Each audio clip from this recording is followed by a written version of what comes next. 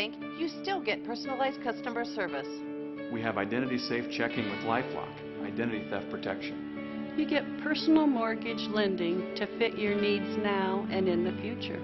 You get business banking with the latest technology because saving you time saves you money. At Council Bluffs Savings Bank, you get people who answer when you call and local employees who are actively involved in our community. Council Bluffs Savings Bank, hometown banking the way it used to be. Provided to you copies of the fee schedules from Pottawatomie County, Bellevue, and Papillion, and you all have those in front of you today. Just to show you, the Bellevue one only lists the 1997 Uniform Administrative Code, and everything that you have in front of you in our proposed ordinance today is exactly out of that book. Papillion is a little bit higher, and Pottawatomie County is exactly the same fees that we've had. We notified the Council Bluffs Building Trades Association, the CBBA, the Chamber of Commerce, and the Iowa West Foundation, provided copies of all the ordinances to them. And as of today, I've heard no comments back from anyone with regards to a positive or a negative statement on whether or not we should do this. I can tell you that I did hear one comment, and I don't know where that came from, but it was a comment that we're raising these fees to pay or augment the rental inspection fees, and that in no way, shape, or form is true. We are not utilizing this money to augment that program. That stands alone on its own merit. These are to cover the cost that the City of Council Bluffs derives for the inspection personnel and ancillary personnel that we have in our department. So with that, if you have any questions, I'd be more than happy to answer anything you have. And I just want to make clear, the newspaper on Sunday quoted me as saying that homeowners will probably feel the pinch. That was never stated by me. It has nothing to do with this ordinance. This is a user fee ordinance.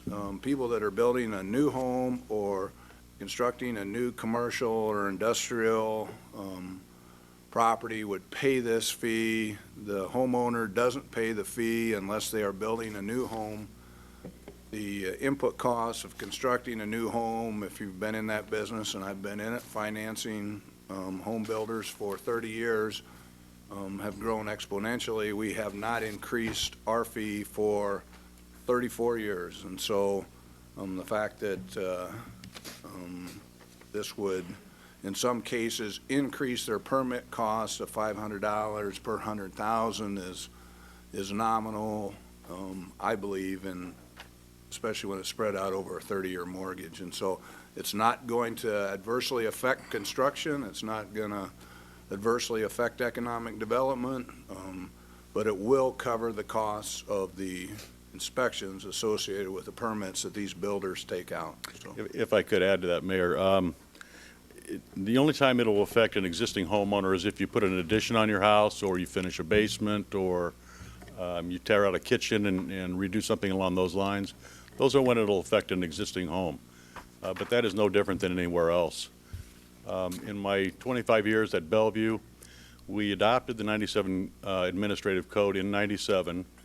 We were issuing between 500 and 600 new single-family dwelling permits a year.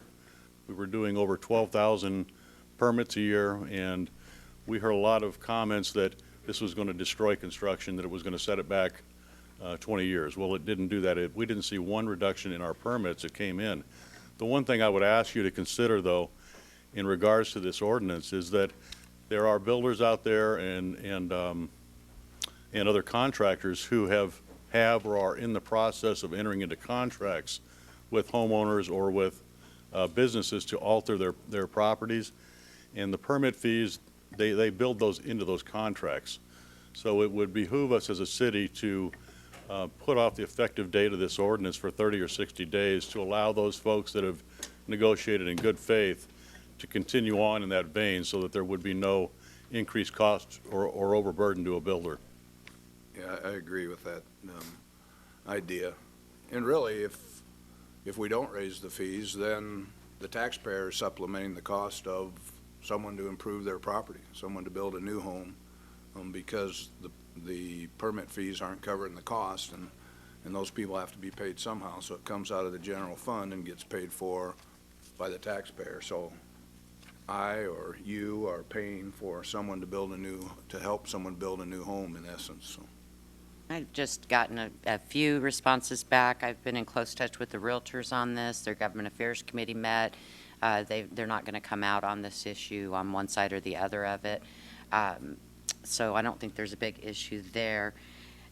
What I would say is that I think my biggest disappointment, and it's not just on this, we've had other issues like the sewer fees, where it gets kicked down the road for years on end, 34 years. That's inexcusable. And my problem with that is that most people can absorb a small incremental increase from time to time. But when you have to come back and make huge increases because nobody wanted to do it before and nobody realized how out of date we were, I guess I would ask the mayor to consider, well, I would really like to see the appropriate staff be directed to draw up a policy that when a department head is submitting their request for their budget each year, it should have attached to it a fee survey and a fee study showing that their fees are still in line.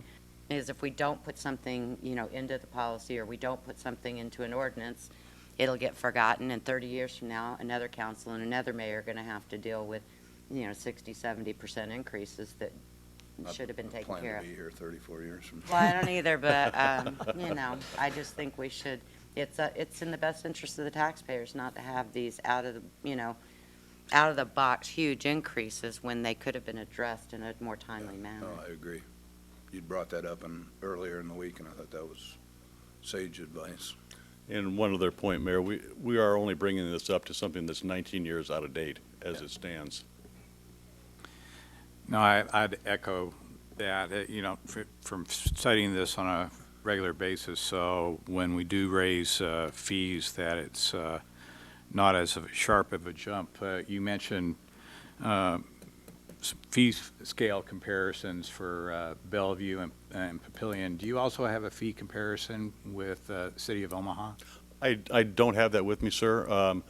The plumbing, mechanical, electrical, sewer connections, water connections are substantially higher in Omaha than this ordinance proposes. The building permit fees are somewhat less than this ordinance proposes, more in line with what we had before. But they do 2,000, 2,500 new single-family buildings a year. They do 500 new commercial buildings a year. They make their money to pay for their staff in the volume of the work that they do versus how the city charges for that work or for the staff that they have on. Okay. Well, since there's not a regular fee survey, do you have a basis then to conclude how Omaha operates as opposed to Papillion and Bellevue and their ability to finance their inspection and permitting operations? I do not, sir, no. Okay. But in essence, you just said it, didn't you? I mean, Omaha does it on volume. The others are smaller communities like ours who do it on the exact same fee schedule. Omaha, they have 5 plans examiners on staff. They have a chief building official. They have 9 plumbing inspectors, 8 building inspectors, I think 6 electrical inspectors, and 5 mechanical inspectors. And they can't keep up with the volume of work that they have with that staff. I believe they have 8 housing inspectors also that do rental housing for the community. But they do charge. It's a fee-based schedule, and it's based on volume. And I thank you for your efforts to reach out to people in the trades to try and get some feedback. You mentioned CBVA among the organizations that you reached out to. Do you recall who you reached out to? I was informed that by sending it to the Chamber of Commerce and Iowa West that they would be able to get it to the CBVA. Okay. Okay. I spoke with Mr. Riley, and he had not received anything, so. Yeah, it was the Chamber of Commerce that I was told that would get that to him. Okay. Thank you. Yes, sir. Any other questions? Thank you. Thank you, Mayor. Mark, CVB?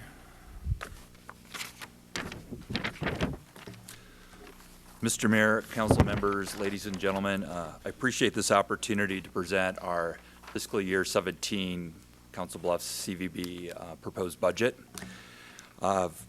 First of all, it doesn't seem possible that it's been a year since I last presented this, but certainly a lot of things have gone on.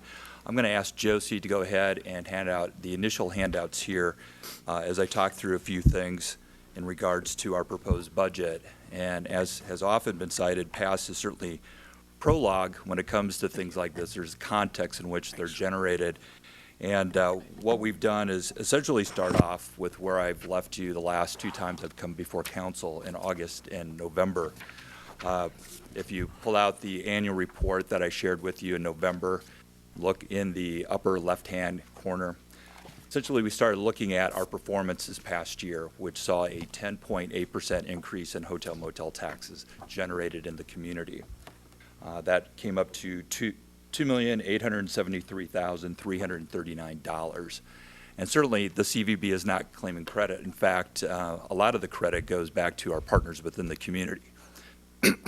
Our hotel partners specifically, who are working 365 days and 365 nights in terms of the operation of their businesses.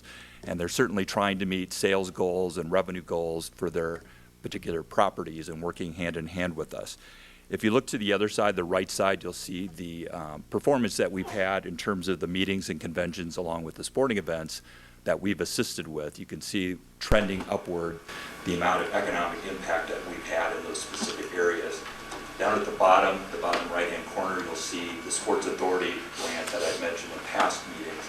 I point that out only because, as I cited last time, we are trying to secure grants that go specifically to our partners within the community, specifically the Council Bluffs Recreation Complex and the revenue that's generated off of venue rentals for the complex for Halloween Havoc, along with Slum Buster, and then of course Mid-America Center in terms of the sporting events that they will have there.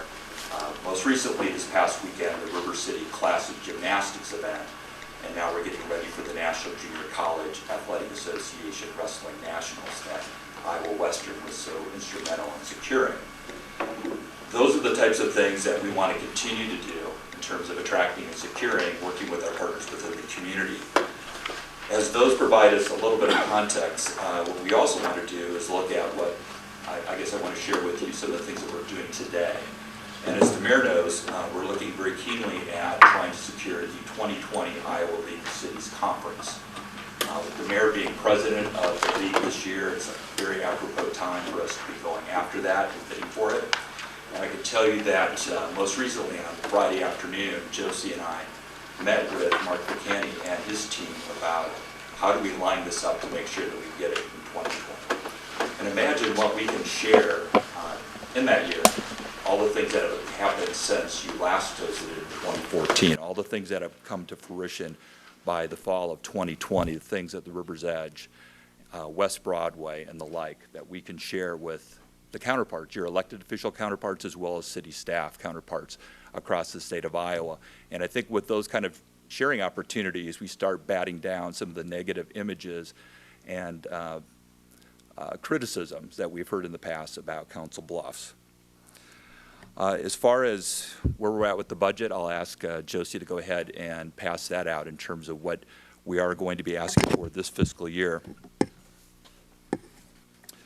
And as she's doing that, I will point out something that I'm not going to go into at this point, but if you remember from last year, and I apologize, Councilmember Sandow, you weren't here, but we did do a comparison between Council Bluffs and 6 other communities in the state of Iowa as a competitive set. So you would have an idea of the other places, what they're doing in terms of investing in hotel motel tax, their capacity and whatnot. So that's something that we could certainly talk about if you have some questions. But if you look at the budget proposal you have in front of you, on one hand, on the left, you have our current fiscal year budget, 16, and of course the city is providing, investing, you could say, $525,000 in our budget and activities that we're striving to do. For this upcoming fiscal year, we're asking for $575,000. And certainly you have naturally some questions about where we're going to invest that. Well, let me first say, as you look through the budget, with the $525,000 that's currently in the budget, we have certainly changed things in the past year. Been able to get a better idea of where some of those expenses are, whether they're too high, they're too low, been able to manage those. It's after looking at those and shifting some of the dollars to be able to better cover those that we've come up with the areas that go above and beyond that, above the $525,000. And they come into the areas that also present some great challenges and opportunities. That would be brand building. It would include digital marketing, along with sports promotion. And if you go ahead and look to line 36, you get into the brand building business development area. And in that area, we'd like to invest an additional $24,000. Specifically on line 40, we would like to allocate an additional $10,000 for the city branding or city image campaign. And the thinking there is that without disclosing anything that I can't disclose to you, it looks like a very promising program and campaign that we have in front of us, ones in which are really going to bat down some of those negative images and messaging that we've heard about Council Bluffs for far too long. These dollars are going to leverage private dollars that are going to help fund the implementation of that. So this is a small part of what we think we'll need for implementing that and really doing, I think, a great good in establishing a much more positive image as well as more positive messaging. Along with that, on line 38, you'll see that we have a backyard marketing initiative listed there. We know that there's so many relationships that citizens have, either personally or professionally, with organizations, conferences, sporting events, that we would be able to leverage if we simply tried to activate those and call those folks forward to bring those events here to Council Bluffs. Other communities are doing that, most specifically the Greater Des Moines CVB. And in fact, it was a hotelier and a sales representative for the MAC who came back and said, hey, we've seen this piece. We think that we could also emulate this program and bring more events back to Council Bluffs. So that's a very modest amount of $4,000 to try to start pursuing that avenue in terms of soliciting more business. Along with that, we think it's very important to ante up some more sponsorship dollars for the Lust Fest on line 43, increasing that by $4,000 since that's a very important area for us to promote and market. Along with that, we also think we need some updated materials and whatnot for our trade show exhibits. We're going to be certainly changing those over to reflect the new image and image campaign with those materials that we use at trade shows. And then last but not least, we've had great luck with our collaboration meetings with the hoteliers and attraction partners. And in fact, we've had so much participation, we need some additional dollars going forward to be able to hold those meetings. And those are done 5 times a year, but we do get great attendance at those. So that's the brand building area of what we would use the additional dollars for. And then you get into digital marketing on line 51. And we would like to invest in another additional $10,000 on line 53 in digital advertising. Right now, we're barely visible with what we're doing with the award-winning website that we have, travelcouncilbluffs.com. And the fact that we converted it to responsive design. Now it's accessible from just about any type of device, smartphones, tablets, laptops, and of course desktop. We need to do something to make that more visible, and especially since we added the Book Direct feature that allows people to better utilize that to book their stay directly from our website. Along with that, of course, we need images in order to sell Council Bluffs, and so we have a modest $2,000 added to that for the total of $12,000 under digital marketing. Last but not least, on line 73 and specifically line 75, we're asking for an additional $14,000 for the Sports Authority grant that we apply for. With that, like other grants, you need to provide a match. Right now, we're providing a minimal $25,000. That's what's required to obtain that $50,000 grant from the state of Iowa. When we were successful this most recent year for fiscal year 16 in securing those dollars, we circled back around to ask how we did, and out of the 12 applications that were submitted, we ranked at 6, so below the midpoint in terms of ranking. They specifically said we need to ante up some additional match dollars to be able to secure that $50,000 grant going forward. So that's why we're asking for $14,000 in that line item. It also dovetails nicely with what we're trying to do in terms of bringing additional events to the Council Bluffs Recreation Complex as well as the Mid-America Center. To wrap up, and then certainly allow you an opportunity to ask questions and make comment, I want to put our requests in a little bit of perspective, in fact, a ratio.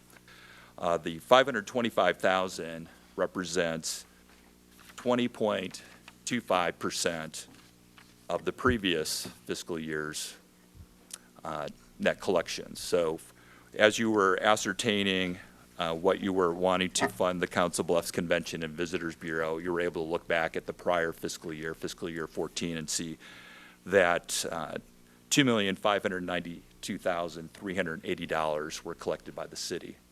And like I say, that represented 20.25% of 525,000 represented 20% of that amount. If you look at 575,000, the request that we're making, and relate it back to our most recent collections, that is 20.01% of the hotel motel tax collection. So we're keeping it very similar in terms of that percentage. The city is able to use almost 80% of the dollars on other expenses that are applicable under the hotel motel tax statute.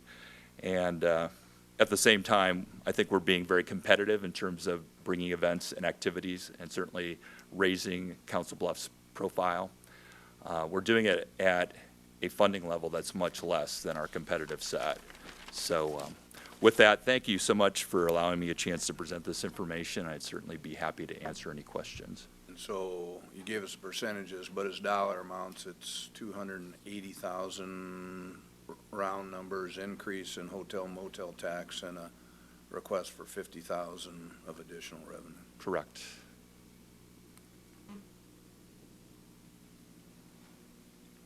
Any questions? It looks like the county's dropping their participation dollars. Are they doing less in the coming year, or? Actually, not. It was to not overestimate what we might be getting. There's some transition going on at the moment with some staffing changes, and we don't anticipate that there's going to be some drastic changes, but we also don't want to overestimate what we might be bringing in. In many cases, some of those dollars that come into our budget are passed through for purchases that we're able to make on their behalf. But certainly the partnership is very beneficial. In fact, I've seen very few cases in the state of Iowa that a city and a county are working so closely together. So they have not committed yet, so you don't? No, we do not know. Do you believe you will have a firmer number before we would approve a budget as to that particular line item of income? Sure. Cindy Thompson. I'm Administrative Director for the Pottawatomie County Conservation Board. The amount that we asked for, the $60,000, which we've had the last couple years, has been the supervisors. It's in their initial budget. They have not finalized everything yet, but I do not anticipate any change from what they've done in the past. Thank you, Cindy. Cindy's some of the talk about some changes. Cindy's one of the changes. She's the representative from Pot County on the board, and she's retiring, and so thank you for your service to. Any other questions? All right, thank you. Thank you, Mayor.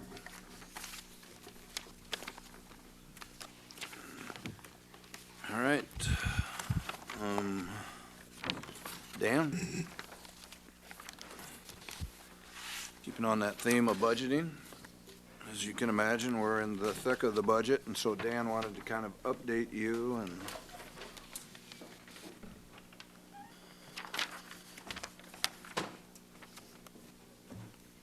I have been doing these kinds of presentations for almost 30 years between a variety of College Board of Regents and city councils, and I have to admit I've yet to see anyone go, oh boy, Dan's here to give us financial information.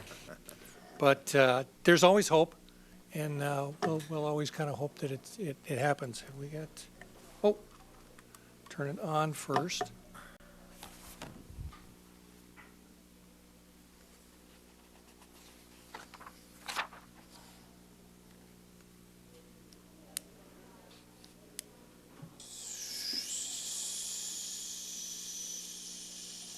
we go.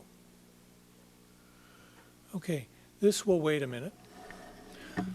First, I want to talk about the past, and that would be this document that got sent out to you with this agenda. This is the comprehensive annual financial report for the fiscal year ended June 30th, 2015. It's often referred to as the audit report.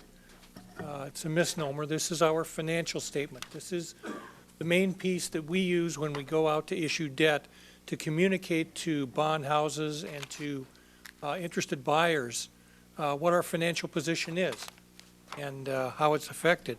We are required by law to have it audited every year, and the audit report itself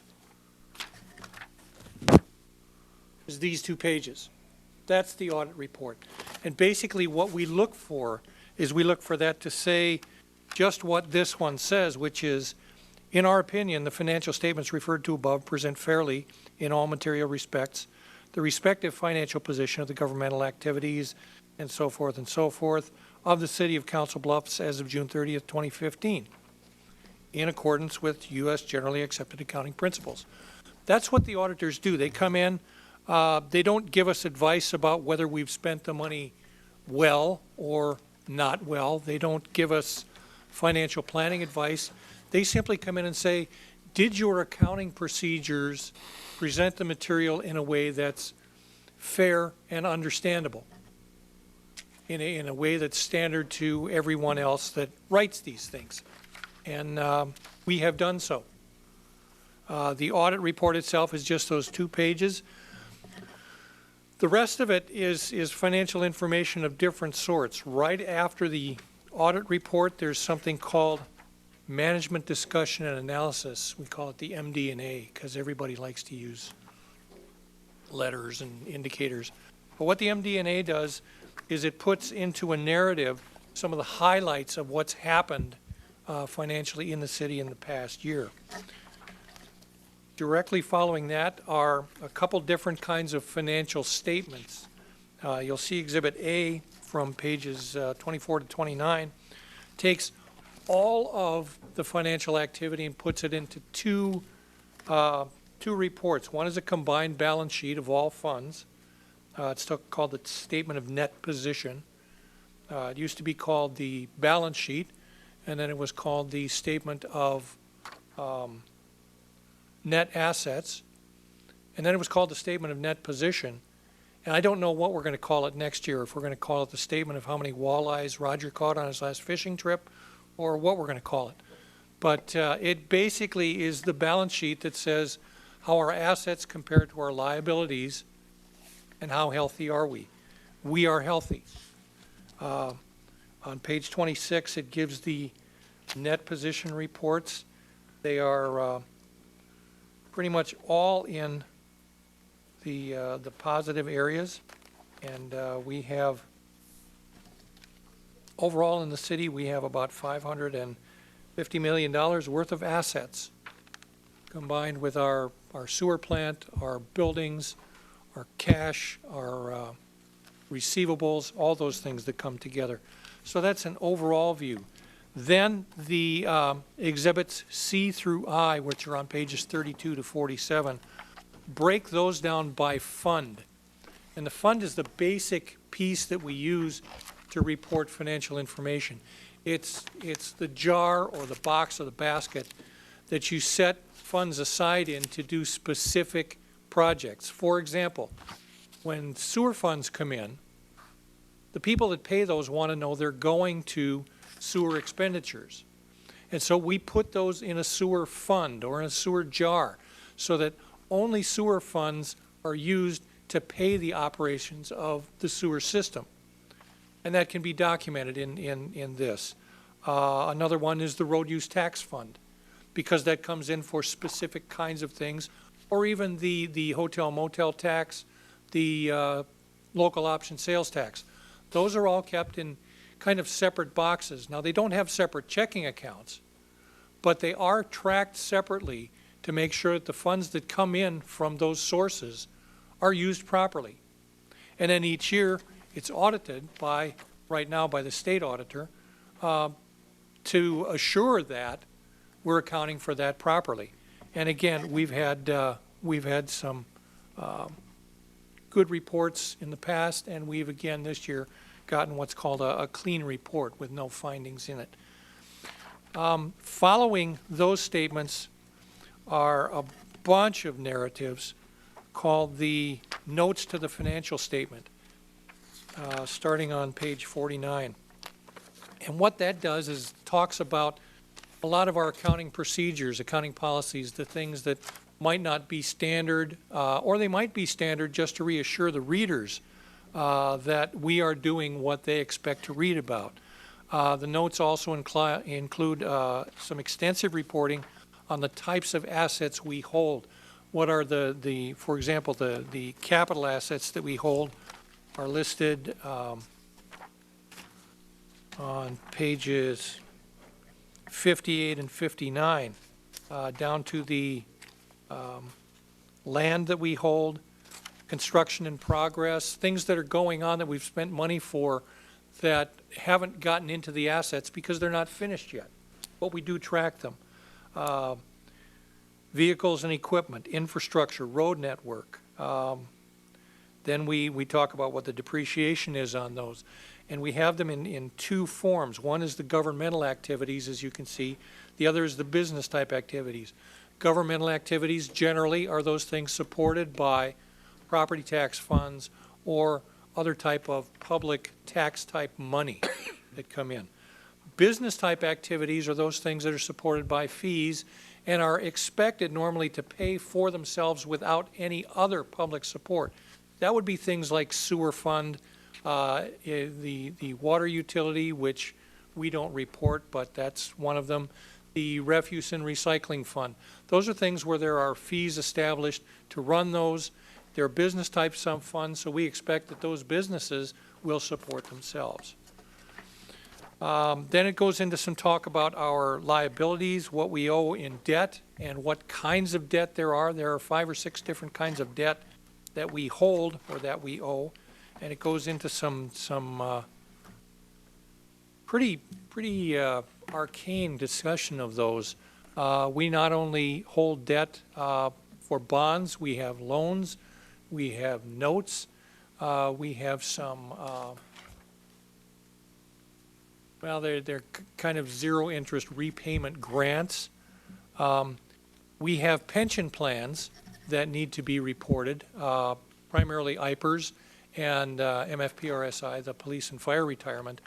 And there's a new requirement in the accounting that we list what our liability for the unfunded portion of those retirement systems are. It's not something we control, but because a part of it is ours, and if the whole system went bankrupt and we all had to pay up, this would be what would be charged.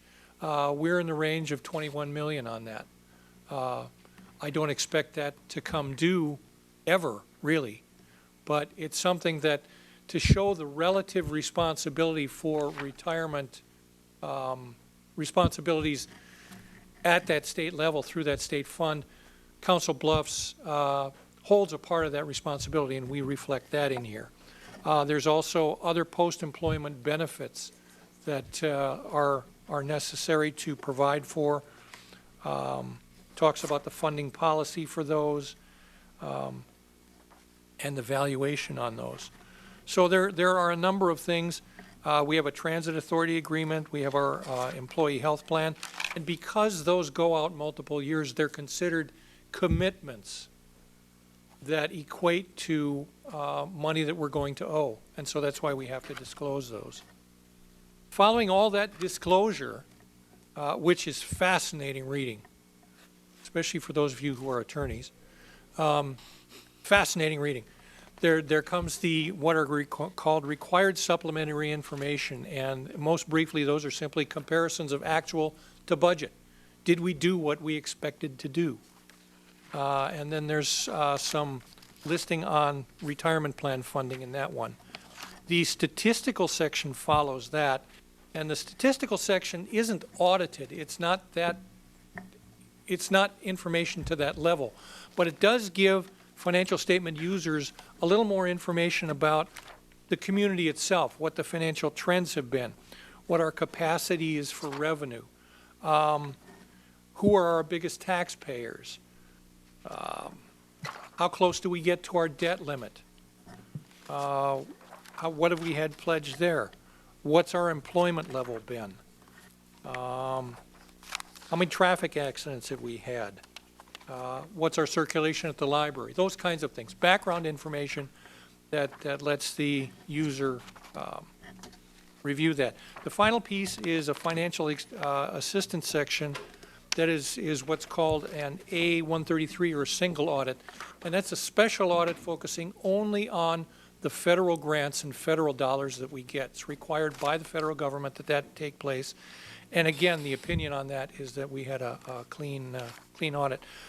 Those are the kinds of things that are in there, and I can show you how they balance out and all the rest of that. But what do they really say? What they really say is that in fiscal 2015, the city's financial position improved by about $2.5 million. That would be the net position improvement in that Exhibit A between fiscal 14 and fiscal 15. On page 130, it shows that we have $45.72 million in bonded debt. That's down from 46.27 the year before. And in terms of per capita debt, per capita bonded debt, it's gone down from $747 per capita to $735 per capita. And those are both down from a high point 10 years ago of $904 per capita. So there's been some good management of the debt process. There's a portion in that statistical section that talks about what proportion of our legal limit of debt we have issued. The high point for us was in 2007. We had issued 60% of that limit. As of the end of 2015, we had only issued and had outstanding 27.8% of our legal limit. So there's a lot of room there under the legal limit. It's the lowest that measurement has been in the last 10 years. Looking at what we have and what we'll be doing in our capital planning and those kinds of things, that may not continue to drop, but we'll try to continue to monitor that to keep it in good shape. Finally, I'd like to thank especially Dennis McElderry, Gail Murphy, both of my staff, and most especially Patty Hendricks, who is the city auditor, who is responsible for much of the assembly of this report. Before I get into the property tax information for next year, is there anything I can respond to on this report? Any questions for Dan? Obviously, from your final comment, those brochures that were disseminated out to the public that said the council was wildly spending and putting the city in huge amounts of debt were wholly untrue. It's a matter of perspective. It's a matter of perspective. From a financial perspective, I think we can draw the conclusion from this report and from the historical data in this report that we have managed our debt to try to keep it within sight, within our expectation of what the resources are going to be that are going to be available to pay that. So that it's like getting a mortgage on the city and knowing that we can pay that mortgage, knowing that we can afford it. It's not buying anything bigger than what we can afford. There's a mortgage out there. There's debt out there. But we have a plan to pay it off, just like anybody would have a plan to pay off their mortgage. And if I may, I think it's important to note that it's important for people to see the difference between what property tax covers and the general expenses of government versus what the various functions such as sewer, such as garbage collection and things of that nature. As you indicated, those systems are to ideally, and they do, pay for themselves, and I think that comes down to good planning, and even more importantly perhaps, or just as important anyway, is great execution of those plans, of keeping those costs down. And I appreciate and it's no small task, particularly for those of us who like letters more than numbers, like myself, to make certain that we are spending the money appropriately and that we can prove that we are doing it and be seen to be doing it. And as the other side of that coin is that we are keeping those costs contained as best as we can, and that those systems do balance so that, particularly for those things that are fee-based, that the people using the services are the ones paying for it, as opposed to everyone else.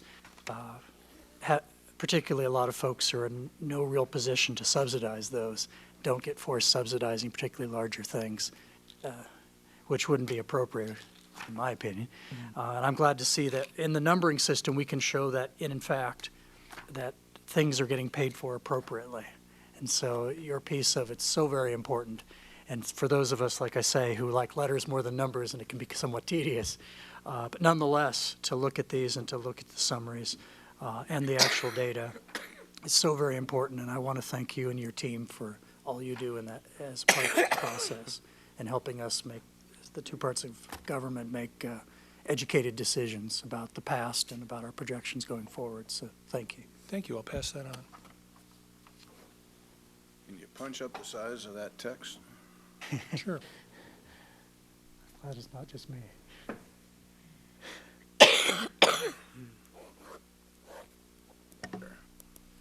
To get ready to look at next fiscal year's budget, what I wanted to do is at least give you the background of where our property taxes are going to come from and what we can expect.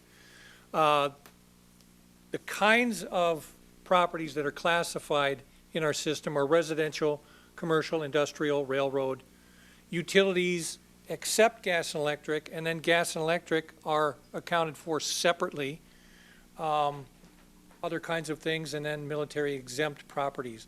Now you'll see up there, there's a second line there that says multi-residential that has a value in 2017 but not in 16. That's a new classification in 2017. It basically comes out of the commercial classification. It's multi-residential properties of more than 2 units, and they're valued separately so that the tax treatment of them can be examined, I'd say more fairly, but the only thing that's fair is what you pay to ride in a cab, really. So it's an opportunity to examine that.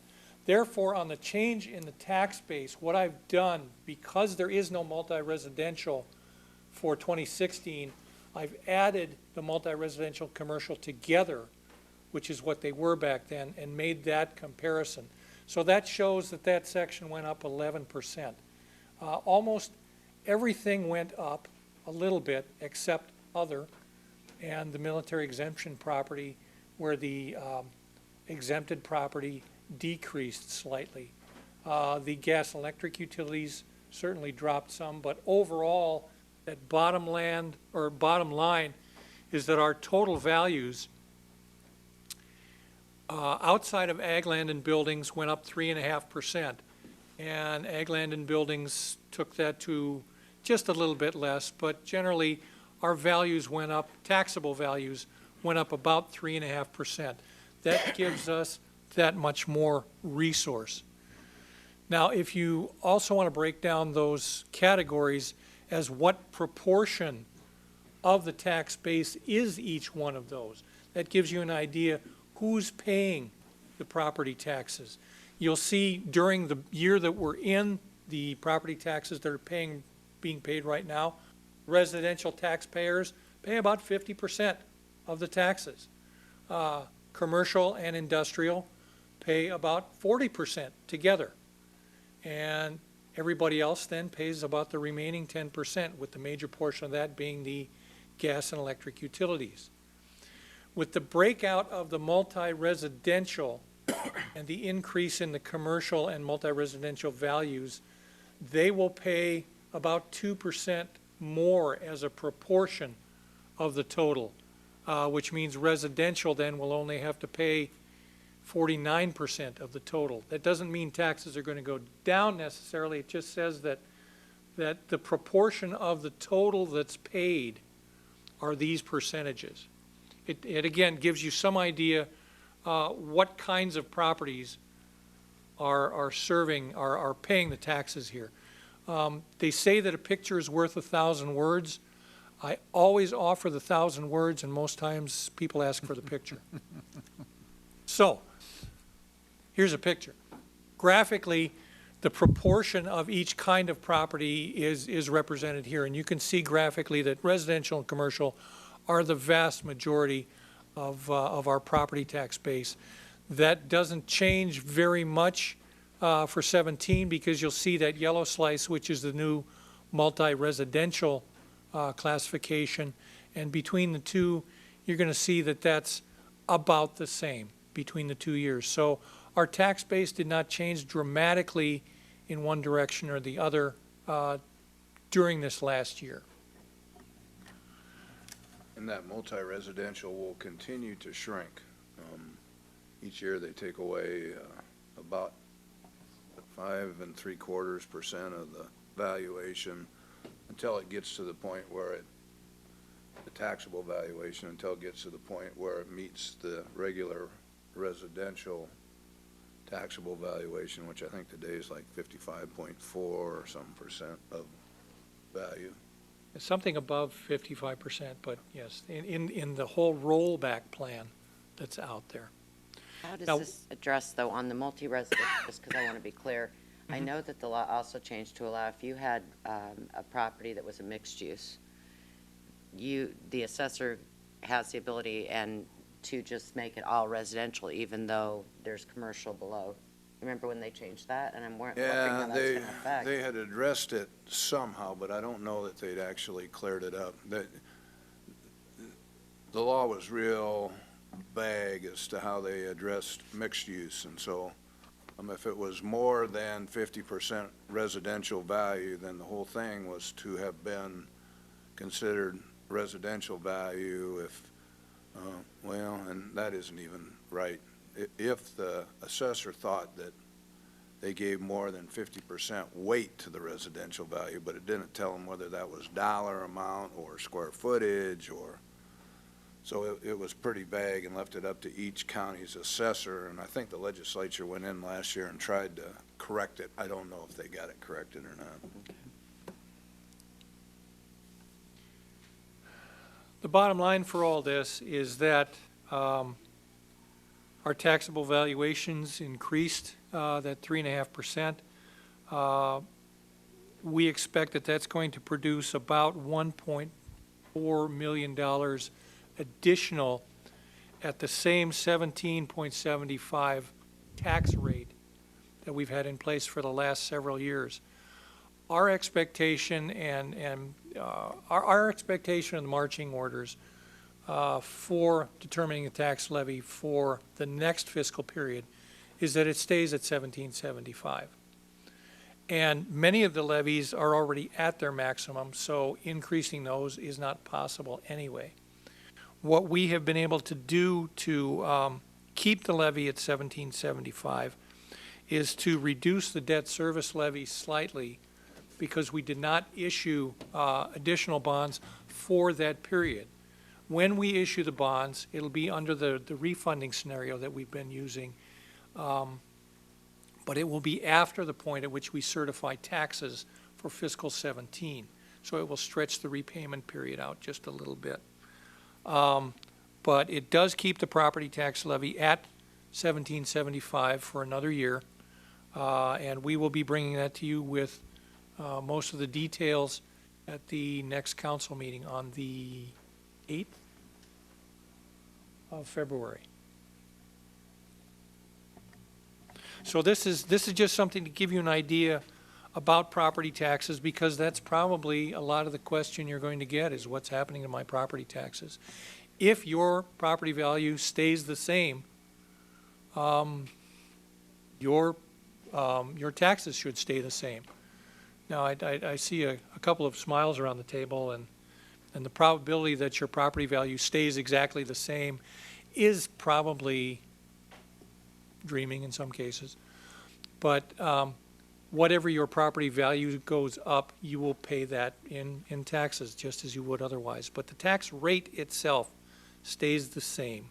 Well, some of the increase would be attributable to new valuation that was never on the books before, and then some Right. is attributable to that Iowa's rollback formula, which has rolled forward the last few years. And this may be the last year because commodity prices are really low, and so,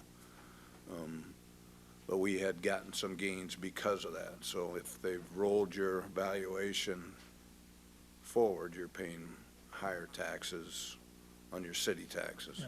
What I'd like to do is to find out from the county what proportion of that increase in value is actually new construction on here, and that would give us another comparison to what that 1775 is going to do. And we'll have that for the public And hearing. there are opportunities to increase the levy. It's not that we can't, because that was stated last year. We can increase it 25 cents for the Mid-America Center. There's an opportunity to do that. And then the debt service, the tort, all those things move around. And so the city's health insurance policy, or health insurance premiums, have been estimated to go up maybe 13%. We're still negotiating to try and bring that down a little bit, but so those are the kind of fluctuations we have from year to year. The police and fire retirement went down a little this year, so. You mentioned having a presentation in the next council meeting. Do you expect the mayor's budget proposal then to be published by the next council meeting?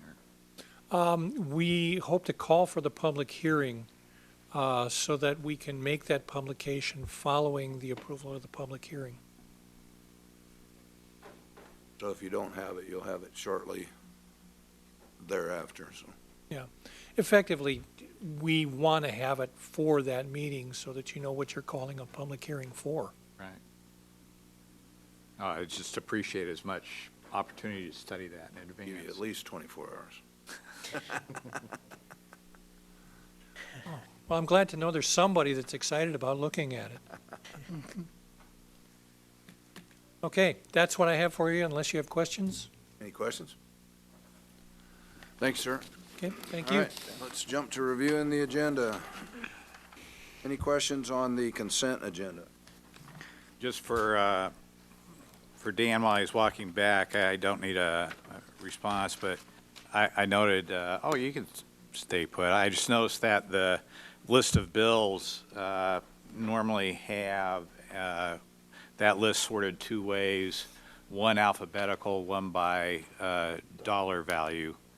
And unless I missed something, I didn't see the dollar value assortment. So it's just very helpful to have that.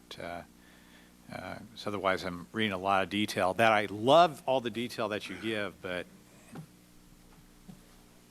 I appreciate it. Anything else on the consent agenda? Anything on the public hearings? Let's see. Yeah, hold on one second, I think. Gotta get my- No, 5A and B going to be postponed. Nothing on the public hearings? No. Ordinances under first consideration? I have, on 6C is the only thing I have. Yeah, If there's let's go with anything that. We have before it. representatives here if you have questions for them. This was the rezoning request for the property to go from, well, it's A2, but they've got a potential of a I2 zoning on it right now, or an I1. I1. Yeah. So, I think they requested I2, but right. staff's recommending Staff. I1, and then And I just look at it, I've looked at the lay of the land, I've looked how far away the houses are from this parcel, and the way that it is situated between the interstate and the tanks, the tank farm, and I would be, honestly, I'd be comfortable if the front would remain the current zoning, or the I-1 light industrial, just so that you get a buffer, step-down buffer zoning. But I guess I would just like to know if the owner would consider parceling off the back parcel that runs along the interstate, and if that could then be general industrial at the back, so that you get kind of a step down in the zoning, And guys, little why don't buffer. Can you Yeah, if you would, speak to the microphone, because we're on, that'd be being great. recorded, so. I'm Chris Brandt with National Concrete Cutting and B&B Real Estate. We are open to that. It is an option that we've asked for in the past. I'm sure you're all familiar. This went through back in June one time. It's not the same thing. We are looking to relocate our office, our shop, our warehouse, our whole facility to this location, and that does fit the I-1, pending the water line. If the water line is run in, it is then zoned I-1. The recycling crusher that we'd like to put in, I've heard some concern over water or dust. We do run water with this unit. Very little dust, will not be leaving the property. And to answer your question, yes, we did go back. We are open to sectioning off the last corner of the space that we need. Okay, it just really, I'd be really comfortable in supporting that, because I think it kind of reflects what we try to do, and that's to step down and have those buffer zonings, and that way the front parcel, neighbors wouldn't have to be worried that their property would have less value if heavier industrial use happened along that frontage, so. Correct. Do you have an agreement yet with the waterworks? We have sent it through. We've got a plan together. We have not given them the okay yet to start procedure, though. Do you have a timeline estimate as to how long you think that might take? Right off the top of my head, I don't have that answer. It has already been, like I said, been designed. Okay. It's just a matter of doing the work. If that's answer your question. I think so. Is there an intention to do that, I assume, to hook to the water main? Yes, definitely. Part of that, perhaps, what are your thoughts about contingent? Well, Yeah, and I think that it won't sounded get like it was zoned. still contingent on that. I think it Without ought the to water be. being ran, it won't get zoned I-1, correct? Well, I think that's what it ought to, whatever we make it, that condition ought to stay, is I guess what I'm saying. Right. And right. it We is are looking surrounded to by put an I-2 office and currently. Yeah. an office building Yes, in there, that's so, true. and we do have to have water for that. If you were to parcel off the back parcel for that activity, any idea how much land that would be? To be real comfortable, 5 to 6 acres. I guess with regard to sectioning off that property, Don, do you see any potential impacts on property acquisition or the business plan or anything? I don't off the top of my head, but I want to defer to you and Dick on this. I just wanted to make sure that we didn't unnecessarily complicate what it is that they're going to need to go through in order to get this full project done. Well, I would think that what Councilman White is talking about is putting a condition on, essentially. What I think we need to have is, since we're rezoning it, we've got to tie it to a legal description, so we're going to need at least a good illustration dimensioned of the back piece prior to finalization of this. And, and you may want to make it subject to actually surveying that parcel. What was the reasoning behind the denial from your staff? From our standpoint, it's already been stated that this business can locate there in an I-1 district already, subject to the extension of water, subject to putting a box culvert over lateral 5. You know, we per se do not see rock crushing as a use that will facilitate other development in this location. And the city doesn't own anything around, correct? The people that, The city owns no property there, but that really is not, you know, the point. I guess the point is that, you know, we do see this as being developed industrially over time. I think the only question that we have in our mind is where does that industrial line and residential line to the south of this exist? But we're concerned about, you know, the first users coming in and setting the tone of what will follow. And if we make it general industrial, it could be sold later in a much heavier use than even the rock crushing It could. And your suggestion is, you know, a compromise. We still have to have rock crushing as a conditional use permit, but if it's rezoned, it is permitted as a conditional use, which will deal with, you know, the operations of it, the screening of it, how you get in and out of it primarily. And does the conditional use permit go with the land or with the owner? I would go with the use. And it stays with the land, so he could dispose of it, but, you know, at some point in time, if it ceases, we have, and we typically will inspect all of our conditional use permits, and if they're not active, we'll revoke them. Okay. But it still gives the value to the owner of the property that as long as it stays in use, they could transfer it for that same use with that special use permit? Okay. Don, could you administratively approve the parcel split? I could. I do think it's better that we do a, you know, a replat of it, but, you know, if we have a decent survey, we could do it as a parcel split too. If the council so desires that, then that's what we'll do. Yeah, I don't want to cause undue costs to the owner by having a, you know, platting's expensive. If it can be done administratively, it certainly would be able to Well, the much plat less would be a little bit more than a survey, but, you know, not much more in this particular time. case. But it is timing. It is timing is the issue. So, but I would still recommend a survey. So we have actually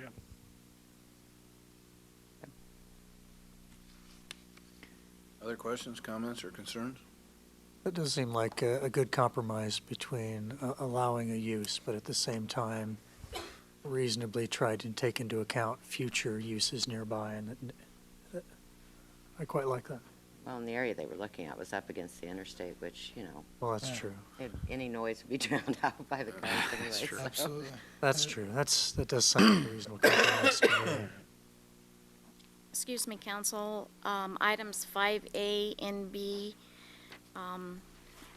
per City Attorney Dick Wade, are going to be deferred to February 8th. I mistakenly published the same notice for the final plat, so that's why they're going to be deferred, since they're in connection with each other. So 5A and B? Yes. We're going to amend the To February agenda. 13th, you said? February 8th. 8th, I'm sorry. So, when we're approving the consent agenda, we need to amend the agenda. Delete A and B? Delete them? Yeah, because since we didn't post notice, publish notice on one of them, they need to be done concurrently, is my understanding, or that's the request of the department. I see. And so we just soon, well, the other option would be continue both of them to the next date. Do we know if there'll be any sort of timing issue that might affect the applicant whereby that might need to be before the next meeting? Okay. If there is, if the applicant expresses a time, I'm not sure how quickly or how this piece fits into all of it. I think I would be agreeable if it would have to be something that would be done specially. I doubt it, but I just raised the issue. All right, we are on the ordinances under first consideration. Any other questions for ordinances on first consideration? 1 second.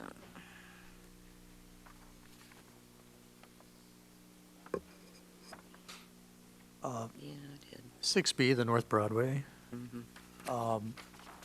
I think we've had some discussion before about this very project, if I recall correctly, and one of the things I recall was the location or the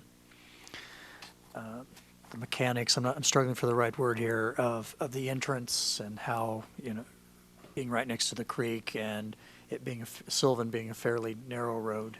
At least I think it's fairly narrow there. If this plan fully addresses it, if I noticed there was some talk of direction. There's one entrance and one exit. I didn't know how that concern of getting in and out for the people there, plus the people who live on Sylvan and Zenith, how it might affect them. If that had been, if the applicant has addressed that in his plans to your professional opinion or not.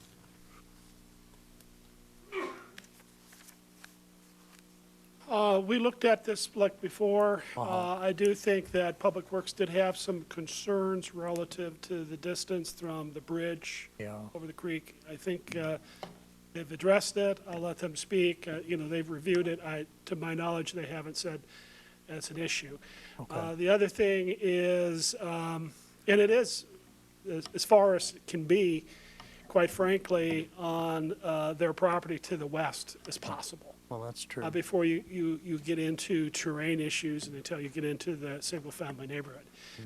And it's my understanding, too, that the two residential structures, they either own or they have them under option, but that is something they can address at public hearing with you. And I think their intention is to remove those. But the plan here does not reflect that because they don't have ownership of it yet. We also say, keep in mind it is an elderly complex. It will probably have a lot of one-car households. It is not a typical apartment community that is going to drive more two-family type dwellings. No, I definitely hear that. I would thank you for reminding me. I'd forgotten about the two houses, and I can't remember either. I thought they had some relationship, though. I think you're right. I don't think they own them outright. Yeah, the only issue in this is that the parcel that they have requested to rezone is fairly lengthy east-west. I think the development plan they've laid out, addresses, to my understanding, all the department's, concerns with it. It's out of the floodplain, out of the floodway. They are grading the least amount of the hillside they can. We do think that the rezoning should be confined primarily to the eastern side of that, which is sufficient for them to go ahead and have their, ability to build what they want.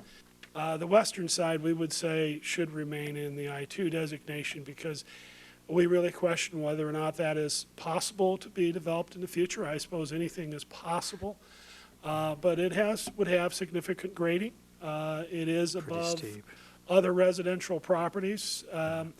Time will tell on that.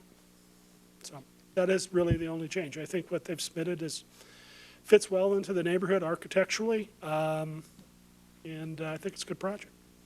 I definitely don't disagree with that. I agree with that. The way the residential look and feel to it, and the size and scale, and hiding the parking.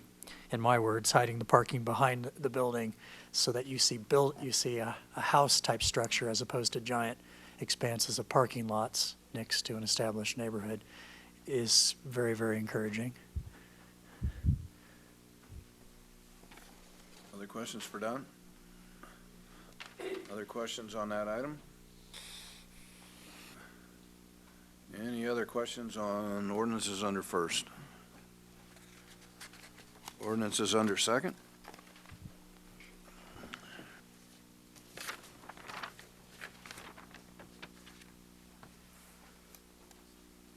Anything on the resolutions? Let's see. Just one question, and let me. We have one before Griffin. No, go ahead with Griffin. 8C, just to, if we could have clarified, I believe the packet indicates this, but I had a lot of questions from some folks about it. This particular application for what was formerly known as Griffin Pipe, and I'm going to get their new name wrong. Let's see, U.S. Cast Iron Pipe and Foundry Company, I believe, is their new name. Does not involve, as I understand it, any local money commitment, that is, from the taxpayers one way or the other, whether it be directly or through a TIF mechanism. This is state money for targeted jobs, I believe I have the name correct, or things of that nature that in essence we're being asked to endorse that this is a good idea, which I believe is a requirement to be eligible to try to get that state money so that the plant could reopen with new jobs. Is that correct? Some concerns from people about whether and to what extent there'd be any local financial commitment to this from the taxpayer or TIF, and I don't believe there's any. You're correct, Counselor. There is none. Okay. My name is Mike Dellinger, and I'm here on behalf of the applicant, U.S. Pipe, which has worked with the mayor's office and the Council Bluffs Growth Alliance. Bob Munt from the Growth Alliance is out of town, so they asked if the Advanced Southwest Iowa team could help on this application hearing today. And in fact, this does not require anything from the local taxpayers. This would be you approving a resolution supporting the state in its activity with the company. The situation at hand is because the company is anticipating about a $25 million capital investment over a 4-year period, but it doesn't involve the generation of new property, real property tax growth. They'll have new machining and equipment that is tax exempt. So the state looked at that as the local match itself. So there's nothing required from us other than the support of the resolution. And refresh my memory, but the number of jobs, and I believe the jobs were all at or above $20 an hour, if I remember correctly. The minimum is $17.45 to qualify for the targeted jobs. For the state. Their minimum salary is $20 with an average annual income of $45,000 and change. Yep. So 144 new jobs. The state of Iowa is calling them new jobs because the plant was closed down 2 years ago. And it's a situation where we have 9 existing jobs, so they would add 144 jobs at the averages as Mayor mentioned. So this would take the annual payroll over $7 million, where today we have an annual payroll of considerably less, obviously. And on that, will this be a shop that will involve unions or not? That's obviously between the company and the labor force. Sure. There is an existing third-party agreement there that I think is part of the situation with the company. I don't know if anybody's here from the third party today to discuss that, but a key thing I think that we look at is this is still not a given. It's a step in the right direction that we anticipate will help the company make a decision to reinvest in Council Bluffs. Sure. We are competing against 2 other locations that the company could further capitalize. And one of the things that the company's looked at is what can they do to modernize those labor costs? And as the mayor noted in a news article recently, while it's not the number of jobs that we realized in the past, it's a significant number of new jobs at the site that probably would involve what in the 21st century is called cross-training, where I as an employee might have been responsible for one skill in the past. It might require me to have the ability to do 2 or 3 things in the plant. So again, that would be something that's discussed with the organization and the workforce and any kind of contract that might be in place with a third party. I see. That answers my question. Thank you. Thank you. Thank you very much. Other questions on the resolutions? Yeah, just. I was going to suggest on 8D, which is the planned residential approval, which is the site plan of Bethany, that you do not take action tonight. Go ahead and postpone that till the public hearing date of the ordinance, and then take action. So that makes sense.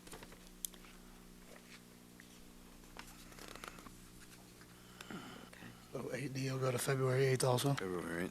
Yeah, let's postpone that. That makes sense. Have the public hearing at the same time so people can speak on. Okay. Deciding before they speak on that point doesn't seem, yeah.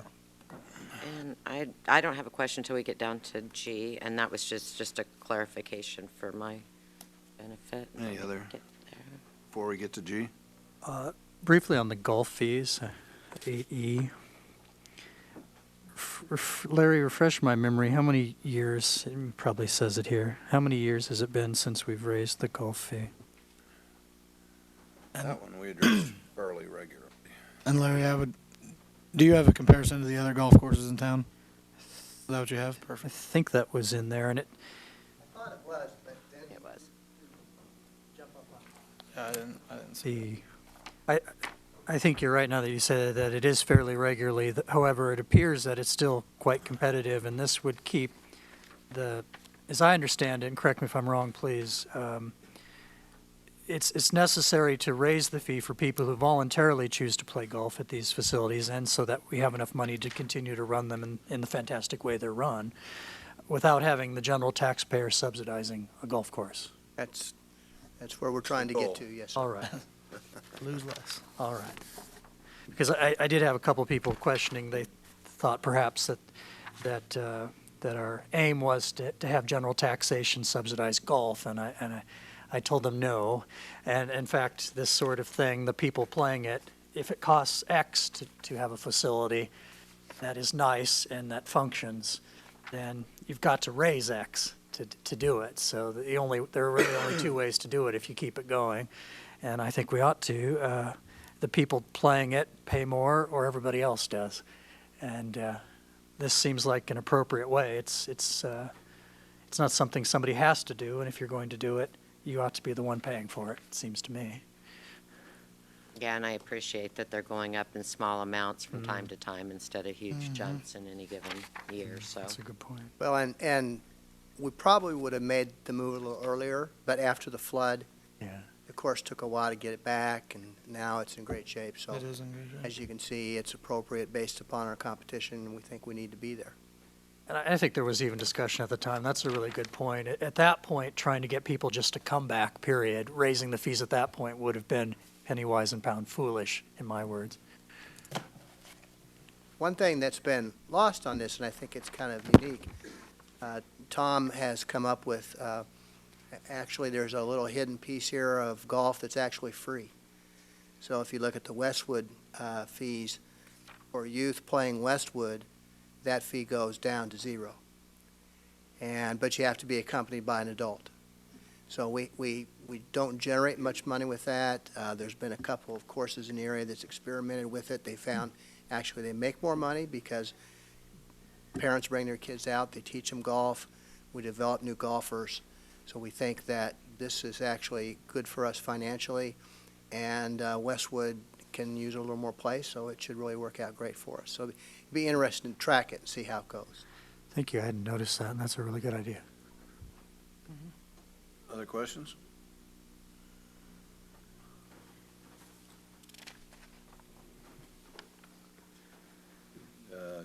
Sharon, do you have a question on G? Yeah, it's a great resolution, and this was brought forward, I believe, by Councilman Ringenberg to support the Stepping Up initiative. And I just wanted to know, I think probably the chief has activities in this area already, and I just wanted maybe if you could explain what your role is in serving on this committee or whatever. Absolutely. There's a couple other folks. If you want to come up, Susan. Yeah. We're already working with other partners in the area to make sure that we're addressing the mental health issues, trying to keep people out of jails, trying to work on an addiction program to make sure that we're working them to help them find the services they need holistically and having that continuity of service to make sure they don't go back to that problem. So yeah, there are a number of things in place already. Yeah, well, and I would like to say too that an experience I know of where your officers responded to a mental illness issue, I got feedback from the property management that they were very impressed with the way the officers handled it, because most people at some point would have gotten mad because this is a person who's throwing their walker at them and being very physically and verbally abusive, and they never lost sight of the fact that the person was mentally challenged and needed their help. So I can see that the training with the officers has definitely been following through, because I was kind of amazed at the feedback I got on that they did so well. Thank you. Pass it on. Suzanne, you were? Yeah. Suzanne is in charge of a 8-county region for mental health, and I'll let you take it away from there. Sure, yeah. So I'm Suzanne Watson. I'm the, I'm community services director for Pottawatomie County. In the last year and a half, we became a region for for the 9-county area in Southwest Iowa, and I serve as the CEO for the Southwest Iowa MHDS region. So we have, the reason this was brought up is because the counties have, well, Pottawatomie County signed a resolution, I think back in April, to join this initiative, which is a federal initiative where the counties are really trying to decrease the number of people in jails that have mental health and substance use issues. And for the last over 2 years now, we've been coming together through a project called the Alternatives to Incarceration, which has been headed up by our nonprofit agency actually here in town, the Mental Health Substance Abuse Network, that has been bringing us together, and we've really been able to do some collaboration, whereas prior to that, I would never have been sitting down with the police chief and the sheriff and having discussions that we've been having in the last 2 years. And so when we were talking about this as a region, because the Pottawatomie County had joined the Stepping Up initiative in April, we were encouraging the other 8 counties to do so because we were putting in a grant to go to Washington, D.C. to get some additional training around the collaboration that can occur, and then hopefully bring in additional monies like we did with our mental health court. We received a $250,000 federal grant that we're currently using to run that program. So in light of that,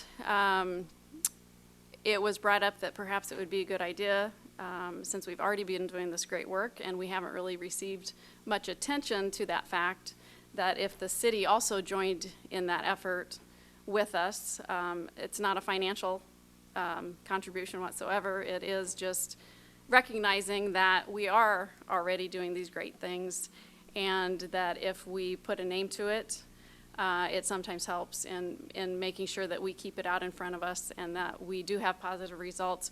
We've been measuring our folks that are in our county jail as far as our best guess. It's really hard to come up with the exact number of people in your jails that have mental health and substance abuse, because you're either relying on self-reports or you're relying on getting some data of maybe people that have had other services in the past that we might recognize their names.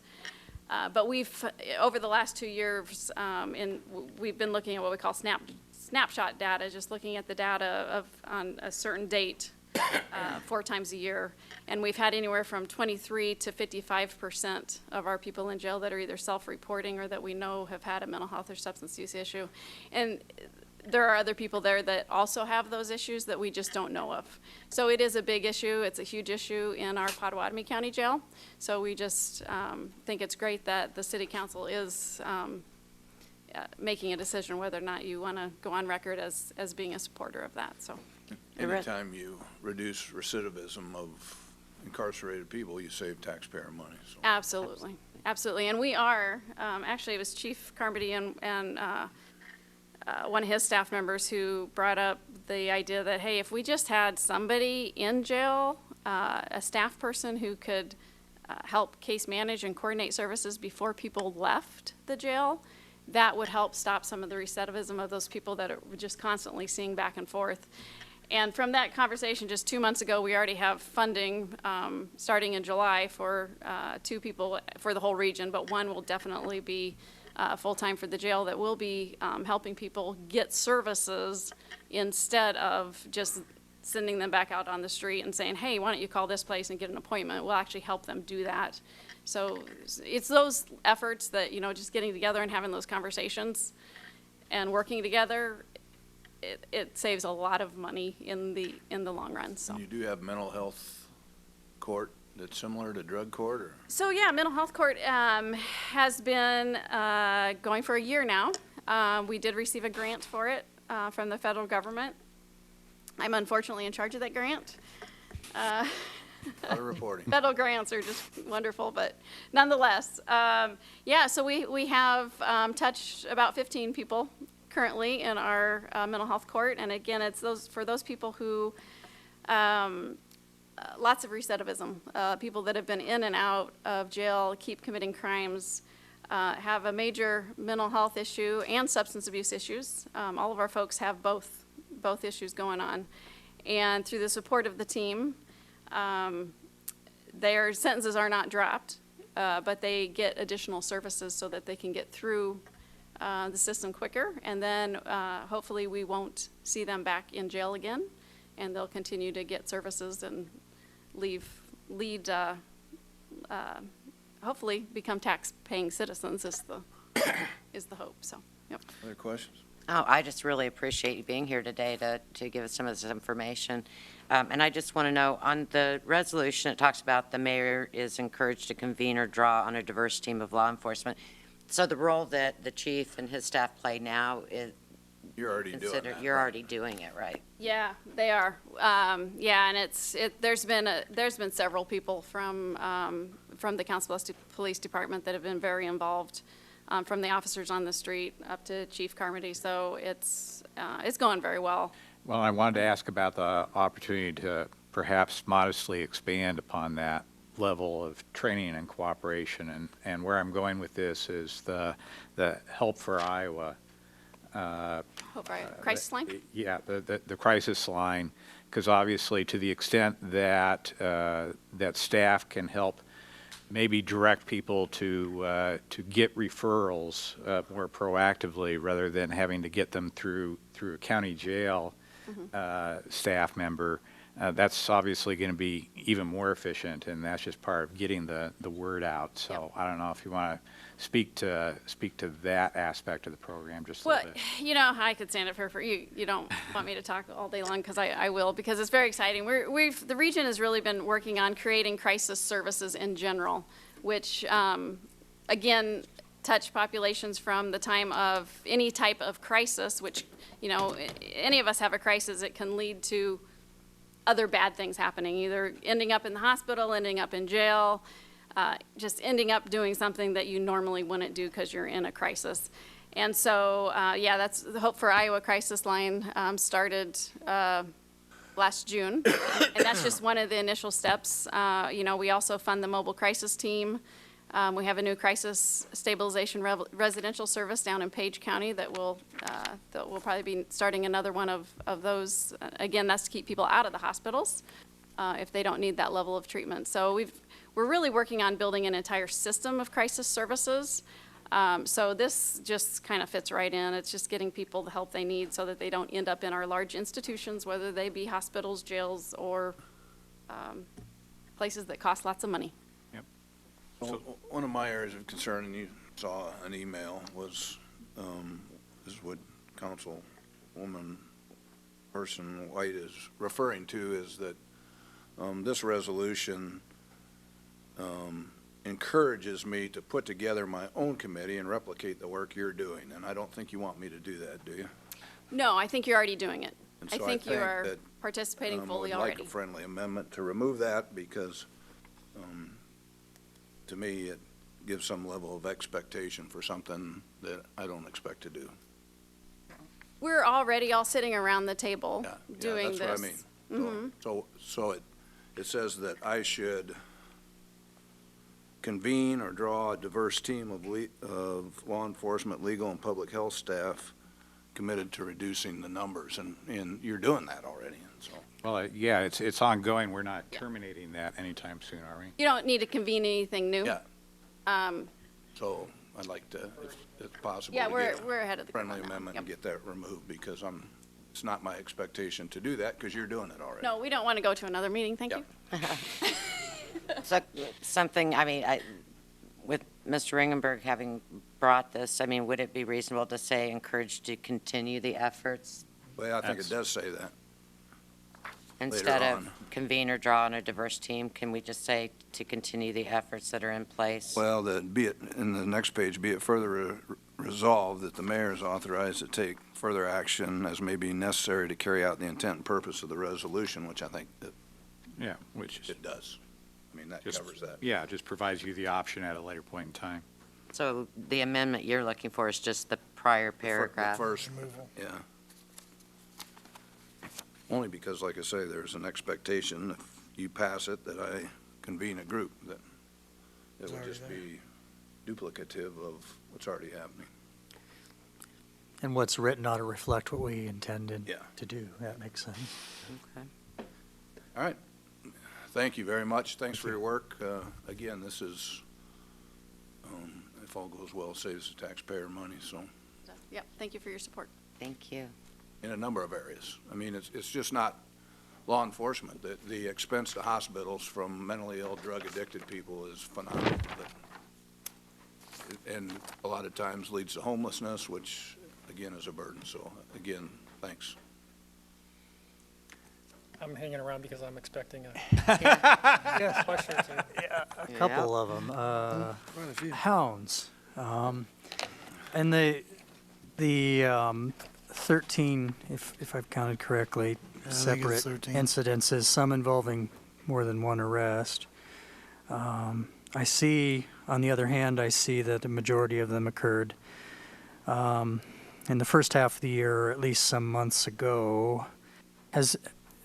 Have the proprietors of hounds, and we've talked about this establishment a couple of times before, have they been in active conversation with you, and what would your professional opinion be as to their current level of recognition and awareness and cooperation in trying to not have this occur As in Mr. such a Jordan said fashion? earlier, the definition of that word is based on your perception. Indeed. Continuous communication, I would not Well, fair enough. say that's been fair. We've tried to reach out and have worked with hounds. We made tremendous progress working together. Uh-huh. Some of these incidents are listed because that's the address that was listed during the arrest. It wasn't directly connected necessarily, but many of them are related to hounds and what happens around hounds. And it wouldn't, as I understand it, or at least based on the dates, include, for example, I myself, for example, saw, because I live rather close to it, and I don't know if it related to this establishment or not, is a big caveat, but there were at least 4 or 5 police vehicles in front of it at least once in the last couple of weeks, and I don't know, and I'm asking you here That was off the the top most of your recent head. incident. It was back on January 2nd. Yeah. I believe it was the date. Yeah. During that incident, security was trying to escort someone out. Yeah. They got into a tussle with them and broke out a window and a door. Yeah. The officers banned the person from the 2 officers that were there banned the person. Yeah. They went back to hounds and asked them for the video. They said they'd check. And then we tried to follow up on that and didn't get a response. By the time they got hold of them again, they said, well, we don't have the video that far back, 11 days. Well, there's previous incidents where they did have video longer than 11 days, but now they say they don't keep it that long anymore. I see. That's becoming a problem for us. Uh-huh. We've tried, I've got 2 separate officers that said they've tried to contact Mr. Hoover on different occasions, and he's not responded, doesn't respond to the calls. There's some concern that he was gone for some time. Don't get me wrong, I'm kind of on the fence. We made so much progress last year. I'm willing to go another round and keep working forward. But as you saw last week, we will be out doing our best to make sure that everyone in the liquor business is in compliance, not just hounds. And I want to take that opportunity to say that on the relatively, and it is relatively rare occasion when things like that happen, including on the 100 block, I've seen nothing but complete professionalism by your officers in handling that and working with people. It's been phenomenal on that end of things. And I also hear quite a bit about the proactive efforts that go on, not just on that block, though certainly on that block. And I did want to pass along, there are quite a few people, particularly the neighborhoods that first ring around that area, particularly the 100 block area, who do notice that and are quite appreciative of it. And I'm not certain, good news doesn't always travel as far as bad. Not as quickly. And I did want to take this opportunity, especially because you mentioned it, to pass that along to the officers about how well it's appreciated. I will. We do want the business to, businesses down there in the 100 block to flourish. Absolutely. And develop and hopefully draw more people. So that's a partnership that has to be taken by both sides, I guess. Mr. Hoover's attorney is present if you'd like to direct any questions or communications to her. I'm sorry. Is it Ryan? Oh, right. Hi.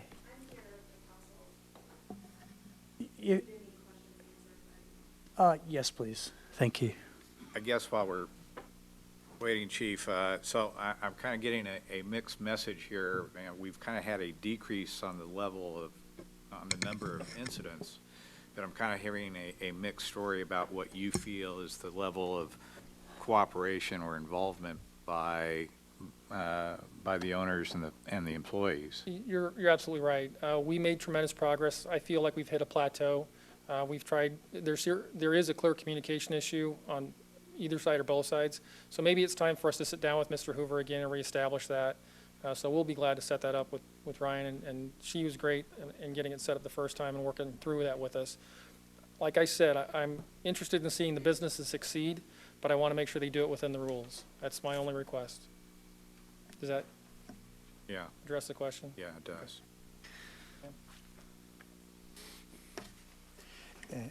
And counsel, if you want to obviously speak with your clients, some of the questions I have, I imagine you might have to, and I just would love to know the answers. I'd particularly like to know their receptiveness to meeting the concerns as expressed by the police chief of that ongoing cooperation, appreciating that you can't, to a large degree, control what happens in an establishment, and by definition, selling alcohol, it's going to be a bit different than some other lines of work, or business, I should say. I'm curious to know what your client intends to do to proactively to try to cut down on the number to the extent, because once a climate starts to establish or perpetuate itself of problems, it tends to lead to people who like to cause problems, wanting to go there, and then perpetuating. And my concern is, you know, there are a lot of businesses on that block, and, you know, there are a lot of people who go to that area or may want to go to that area. And my concern is that all the other folks who've put a lot of money into their businesses, as well as the taxpayers who put a lot of money into the facilities like parking lots in that area, one bad apple can spoil the bunch, as the expression goes. And I'd like to know from your client what they intend to do to not be that bad apple. Sure. Well, my name is Ryan Glenn, as many of you know, here representing Hounds. And I wanted to point out, as far as what they intend to do in the future, is largely in part of what they have done in the last year. About a year ago, as Chief Carmody mentioned, we had a sit-down meeting with the owner of Hounds, the chief, his lieutenant, and developed a plan of action in order to decrease the amount of violations, as there were a significant amount of violations reported last year at this time.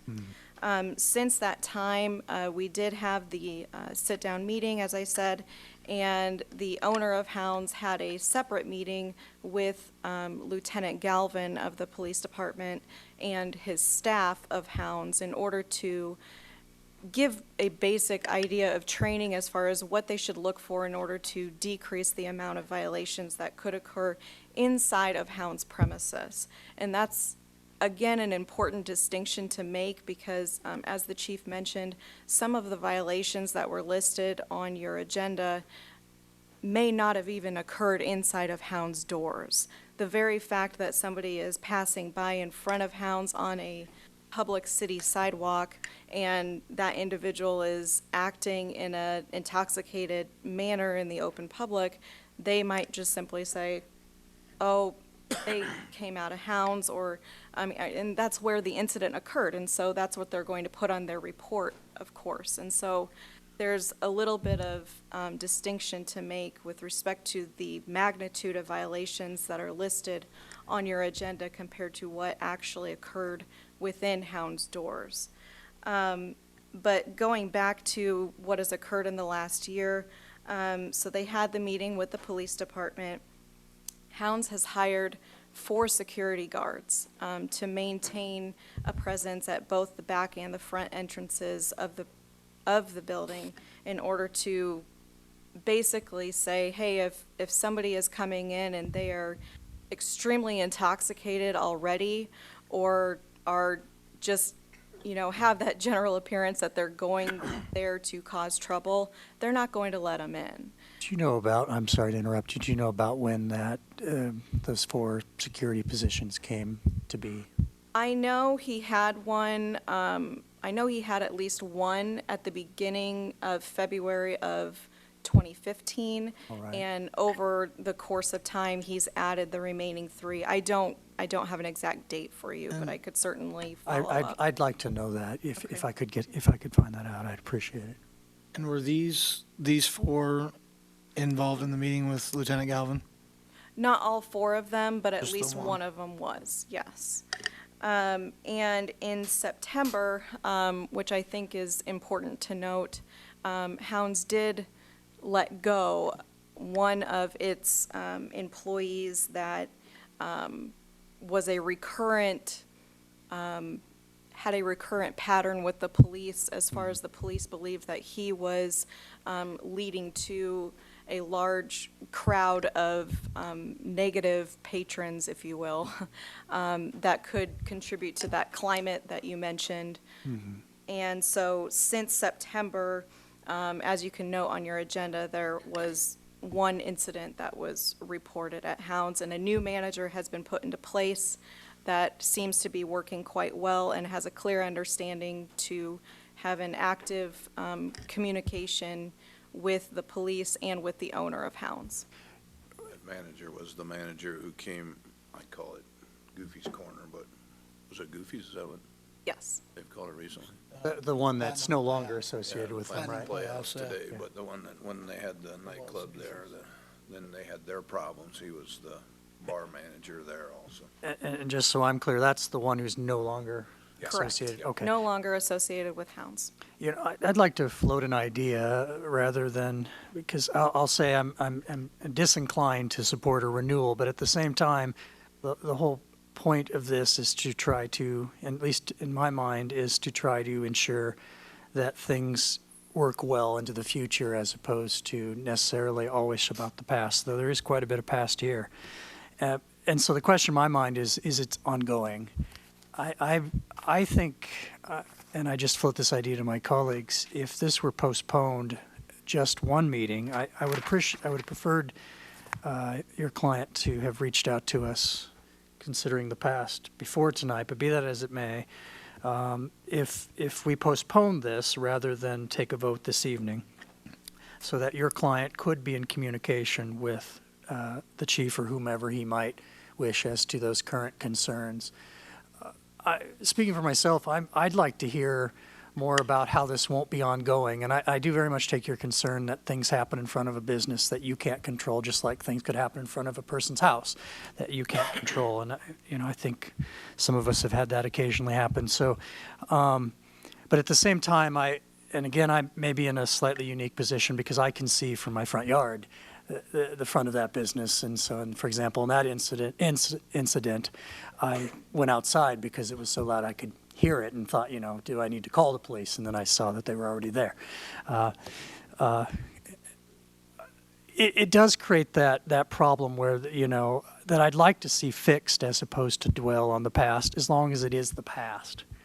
And so I'd like to see, do you think your client would be receptive to having us postpone this for a 2-week session to see if he might reach out to the police chief or whomever the police chief might believe appropriate on his staff to see if then in 2 weeks' time or sooner, by the time of the packet coming out before the next meeting, if we can hear more about how your clients, what's currently going on. For example, when did those folks come on, all 4 of them? What more might need to be done and what your client's willing to do, and see if we might be able to get more of a prospective thing moving forward, because I'm quite certain that he wants to keep an establishment going there. I'd love to see establishments continue to go there. I have nothing against him. I just would like to see what he intends to do now and moving forward. So maybe give 2 weeks, and so that gives a chance for your client to obviously speak with you, but also to speak then with the police. Well, of course, we would request you to renew it as soon as possible, but if the council feels that it's necessary to hear specifically from him after having an opportunity to sit down with Chief Carmody and his staff, we're more than willing to do it. I appreciate that. And Dick, correct me if I'm wrong, but if we postpone it, the license doesn't lapse. No, as long as they've got their applications in timely fashion. So I don't think it would negatively affect your client in the interim. So I'm glad to hear that that's the case. I would rather do it that way to give your client an opportunity, because I would rather see it fixed than not for either side to engage in what can be expensive and time-consuming litigation. But as I think if I can piggyback, I think fairly on what the chief said, it takes both sides. It takes that communication. And so I'd like to see that, what more about that commitment.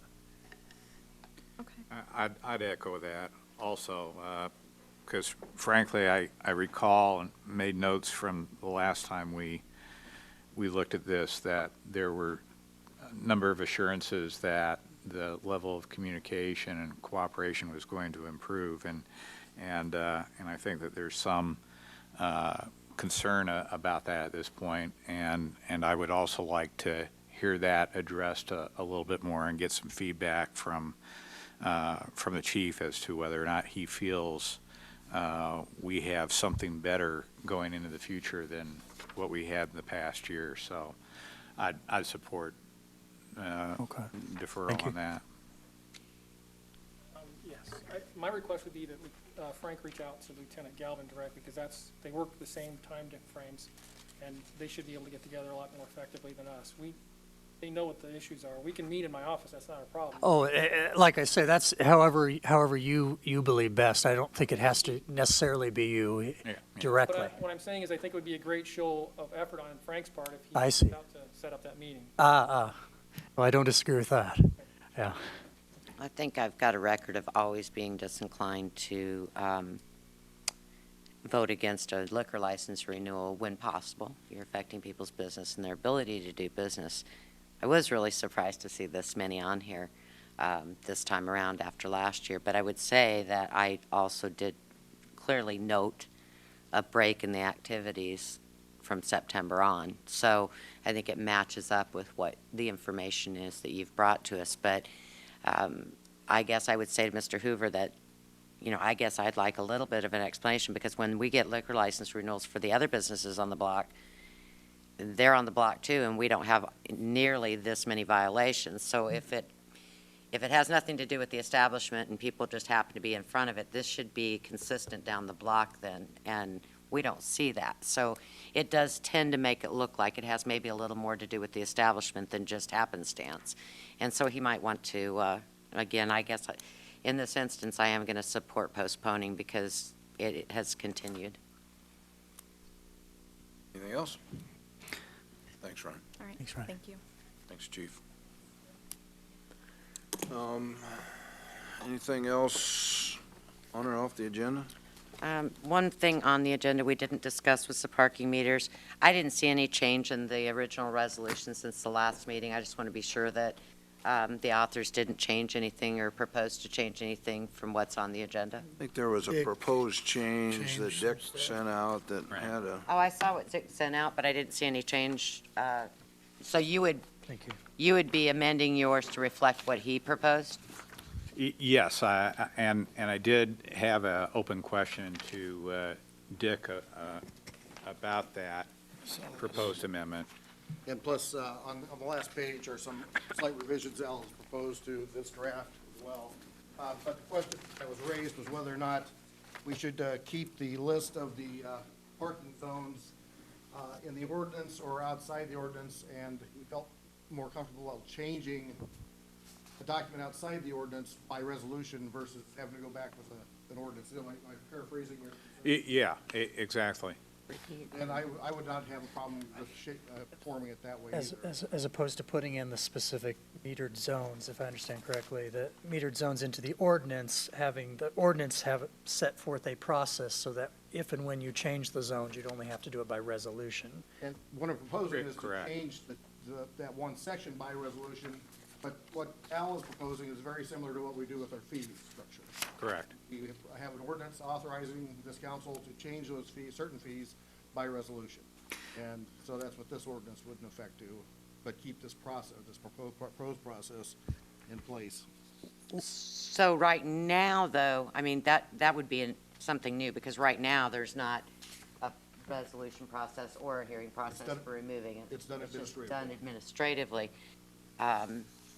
Because that's what, as I understand it, that's what Right. current law says. And I'm sorry, I didn't mean to. No, I just wanted to clearly understand, then it'd just be a by resolution instead of ordinance or anything else that would require public hearings. It'd just be a one-vote resolution by the council, or would it be required to go to public hearing? What I'm suggesting is the process that I've outlined in here, which would be that the recommendation from the Public Works would come to the council by November 1 of each year. Council would hold a public hearing on the second meeting in November, take input from the public on the different zones, and then at the first meeting in December, the council would pass a resolution either amending or keeping the parking zones as is. Do we on other things, for example, the only thing that's coming to mind is, and I think I recall at least once voting to approve them, was designated snow routes. Do you have a good feel for some of the things we seem to keep as is, and some of the things we renew on some sort of regular basis? Is that right? I'm just trying to get a good feel for where I'm going is, how likely is it that, how many other things to come up on an annual review basis like this? This would be the first time I've put something quite like this together. And then the conversation last time was that while they have parking meters, they're a parking meter zone. Once their parking meters are removed, they're no longer a parking meter zone. They don't get revisited. It's done. We won't paint the lines. We won't, we'll just kind of let it flow, I guess. I suppose we have some obligation to remove the snow, but other than that, it's going to be a free-for-all, so. Mayor, under the current, and That's the way you explained it. I'm just reiterating. Well, no, not exactly, Mr. Mayor. Okay. But, I believe it is fairly accurate. Well, could I ask a question? The current, and I take your point, and I agree with it, that the current way of doing it is way before any of us were in city government, or indeed you as mayor, or the last mayor. I think it predates him as well. The current, so that process of where the zones are over time is, as I understand it, there's not, I think there's probably a list in Public Works, if I understand correctly, but like an actual map or something like that. It wouldn't necessarily have to be a map, but. I believe Mr. Reeder last session said that We no, don't that have that. they did not have He that. created that, which Yeah, is what it is Which here. is what Is that what it, and now I'm sorry, reflected in this. not getting emails The second- lately, second- so it may be something that Second page. Second page Yeah. of what you have. is it on the? Terrific. Thank you. Should be attached there. And that's an FYI, and in the near term, I'm not getting my city Your emails, second so page, please just send them to open my that. personal. So now there are 43 different Nate, you meter have that. zones that every November you will take input from adjacent property owners on those streets and have to make a decision if the majority rules, if the most successful business rules, if, Sure. you know, how does that process work, is what I want you to think about. I have a question for Greg, maybe. I've had people ask me how do we decide where they go? Like, city-owned property, let's say the golf course we own, why is that not metered? Or even Bass Pro, for that matter, it's city-owned property. How is that decided on where they go and where they don't? And I don't know if I think it's Greg, probably. You know, the golf courses, I know it's a 4-hour. Well, round of I golf. believe they're in location that's designated the central business district where you're not required to have your own off-street parking. It's based on Hence, zoning. the only parking available is public space. I think that's, For I mean, I business think- built at a C2, it has to have its own off-street parking. In a C4 zone or a C3 even, it does not have to. And that's why the parking meter issue is out there. Here's one concern I see, and I know I harp on process, but, and a lot of times I say, you know, like, for example, here, the current law, again, predates us all by decades, says that there's zones, now there's a list. I think ultimately, the council, as part of the lawmaking process, ought to approve those zones, but at the same time, I don't, there's the proving of the law, and then there's the oversight of it, but there's also the execution of it, that is the actual day-to-day administration of it, that we ought not to at the same time micromanage. So that there's pluses and, or not pluses and minuses, but relative things that each of us do. My concern with an annual review of all of them is, as opposed to, I think the council ought to be involved in creating the zones, and then that ought to stay the zone if and until another council changes it. But to have it come up for review every year, I think invites a lot of uncertainty that we don't do with other laws. And I fear, and this will be an instance where I think it goes too far in micromanaging the execution of the law. And I don't think that the council, I think the council ought to be involved in the law, but the actual execution of it and annually re-upping it and outside the budgetary process, I think is going too far into micromanaging the mayor. So as written, I think it goes, I have great sympathy for the idea that it ought to be approved by the council, but as written, I think it goes too far that direction, and I don't necessarily think that's the intent, but as written, I fear that's where it would go. And I don't want to micromanage the execution of the law.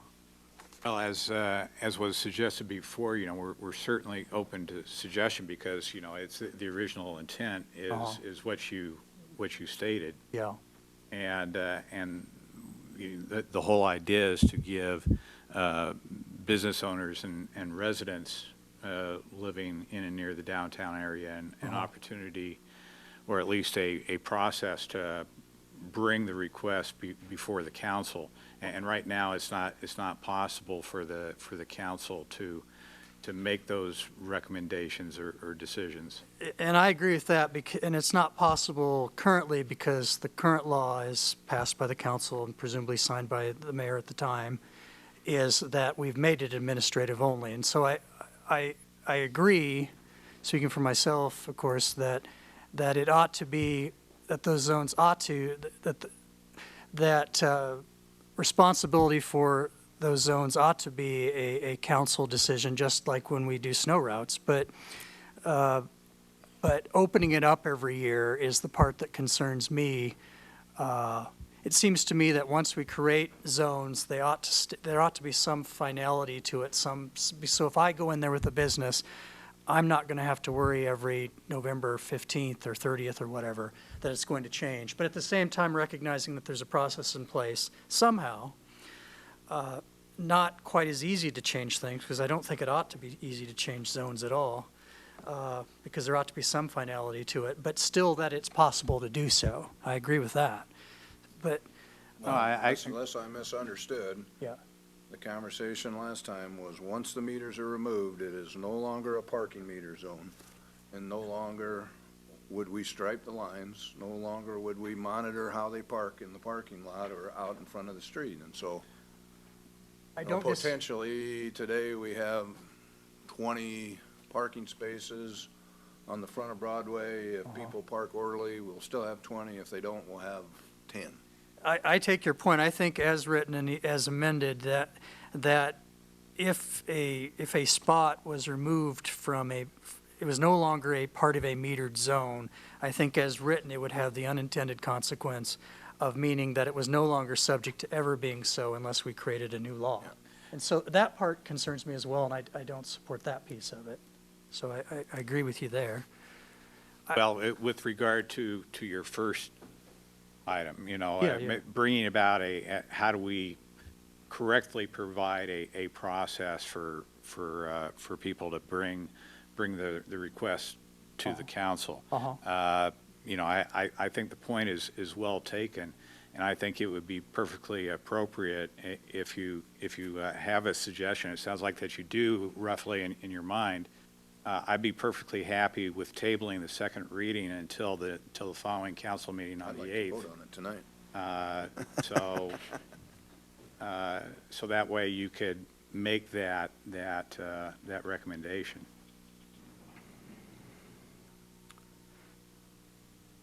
My concerns remain. Nothing that was put in here would have changed any of my current concerns from the last meeting. They're all still there. The fact that we would be voting on it every year, it's too inconsistent for a business to make a determination whether they would want to locate in an area, not knowing from year to year. I still haven't received any information if the council in November decided to take all the parking meters out of the Vine Street parking lot and reduce it by that many. Where is the break point of how many meters being removed would mean the rest would have to be removed because there would not be enough revenue to cover the costs. I think that I need to take into consideration that the other businesses that are not located in a historic district had to put in, pave, and pay taxes on a parking lot. A parking lot's been provided to these businesses at no cost to them, has been expanded and maintained for years, and recently expanded, and they get that benefit of that at the taxpayer dollar if there's no revenue being generated. That means all the taxpayers in Council Bluffs are responsible for providing parking for one block of Council Bluffs, where you take a business like Pizza King or any other restaurant or any other commercial business, they're by law have to provide so many parking spaces per square foot. And not only they have to provide it, they have to pay taxes on it. So all of the same concerns I had, nothing changed with this new proposal for me. I was hoping that some consideration would be given to a pilot program, because if the intent of this change in the ordinance is sincere, then a pilot program of some kind would shake out whether or not this would be helpful to businesses or not. But I'm not hearing that that's being considered. So, Well, do you have an amendment to offer to provide for that? No, when we left the last meeting, I agreed to vote on it to move it forward because it sounded like the authors of the resolution were going to take into account the things said at the meeting and try to, take those things into account. I gave all my feedback last time, and since it's continuing to move forward with a new resolution, it's basically the same. It's changing some dates of when it would be due, but the intent's still the same. I'm not going to support it. There was previously discussion of the need for a parking study at the time that we were looking at the Sawyer building and the Pier Street rehab, and there was discussion then as to the need for a parking study. Was a parking? I don't remember that. There was discussion of the business owners that if we did the work in the parking area, in the Pier Street rehab, all at the same time, that would cause an undue stress on the area. But I don't know that anyone ever was directed to do a parking study. Dick, can I ask you a procedure question? You can speak if you want, Matt. I know what the parking study is going to say. It's going to say the most convenient stall should be charged the highest amounts, and the less convenient, the lowest amounts. That's what parking studies are going to tell you. They're going to tell you it's demand-based fee, a fee based on demand. And it's like Omaha's implemented. They've spent, I don't know, hundreds of thousands of dollars for a study to tell them that. Oh, but if I recall the discussion at the time, we were talking about the adequacy of available parking down there, because there's some discussion of whether or not we were going to close off access to some or all of the parking spaces down on West Broadway, that portion while construction was taking place, and at least that's my... Yeah, that's what I just said, that if you did Pier Street, we were working on the lots in back, and then with the construction that was going on in the Sawyer building, it would be too much stress on the area to take too many parking places, but I don't remember being directed to do a parking study. It's interesting. Where does increased revenue come to the city? In a business district that has retail sales, you may pick up some additional sales tax. You're not going to see that here, because if 50 cents is too much for somebody to pay to park, they're going to go through Taco John's or out to Cellar 19, and so it's not going to increase the sales tax. That just gets cannibalized by some other business. I get that sometimes people pull up and don't have the change, and so they say, well, I'm going to go somewhere else. The real factor in this business today, and we talk to restaurateurs all the time in the city, and I finance a few in my lifetime, is that people's attitudes towards tipping have changed, and so they don't want to sit down and pay $10 for a meal and pay another $2 for tipping, and so they're making decisions for lunchtime at least. The word in the lexicon is casual dining, where they can go in, order at the counter, sit at a table and dine, but not have to tip. And so To blame slow lunch times on parking, I don't think is, again, I acknowledge sometimes it happens, but I don't think that's the slow. What's that? Where did the slow lunch time? Well, that's the only time we charge. We charge all day. Well, but There's the parking lots. that's at nighttime, there's no charge, I guess. And so for dinner, I don't know that it's an issue. Well, I guess is why I'm saying that. when I look at it, there are two parts to it. The first is where should the process be to decide it? And then we are, and I don't blame us because that's where the discussion's going. If this changes, what would be the result in areas like, for example, the 100 block keeps coming up? I'll tell you that if we changed it and if the council approved zones, I'm very unlikely to agree to no meters in that area, very unlikely. I would be far more likely to incentivize, to go along with best practices in other cities of charging more for the best spots, because people that are cheap like me are willing to walk farther and pay less. But if I'm in a hurry or the weather's bad or what have you, I'm going to pay more to park there. And right now I have no incentive whatsoever to do that. So I'm going to just take a parking spot on the street if I can get it. So I don't think in the end that's sufficient. But so if you want to get to the actual substance, that's where I'm at. But as to where that decision ought to be made, the map-wise, if you will, I do think there ought to be a procedure in place where it comes to the council for that piece, but it ought not to be an annual review, because I think that's inviting too much unsettled. It's an unsettled nature to the law. Plus, I fear it runs into micromanaging the execution of the law. And a lot of times I harp on the council piece, and this time I'm on the other side on that piece. If I don't want to I don't think you ought to go too far the other way either. Dick, if for example this were, so I guess my procedural question is if this were postponed to a meeting, and let's say I were to amend it, and if I were, the way I'm talking, it would be a substantial amendment. Would it be any different than if I just started a new law over in the number of readings that would take? After a substantial amendment, you'd have to have two considerations. So in essence, postponing it really is just redoing it over, but just in a different name. If the council's all on board after second consideration of a brand-new ordinance, you can waive third consideration and pass into law at that time. So there's potentially very little difference. Okay. So if we table it, that still provides you the opportunity then to bring your amendment forward? Well, I want to see if there is what the support is, because what I am thinking, and again, I don't have the legal language here, it's just my thinking out loud, but it seems to me that area ought to be, whatever the maps are, in this case we have a list, it seems to me that it ought to be in the ordinance that the council votes on it, so they have the responsibility, so when you go to election or whatever, that, to the extent people don't like it or do, they can hold somebody accountable. I think that's appropriate. But at the same time, I wouldn't be writing it, if you have me suggest language, it wouldn't be that it'd be an up or down every year. That would be the law if and until a future council changed it. So in other words, it wouldn't be as easy to do, because there wouldn't be a process in place, as I envisioned it, where annually in November, everything's up for grabs as to what changes. Because I think that's too far micromanaging to the mayor's part of executing the laws. So I'm not certain if that is really something you would support. I think it's worthy of discussion, absolutely. Matt? Yes.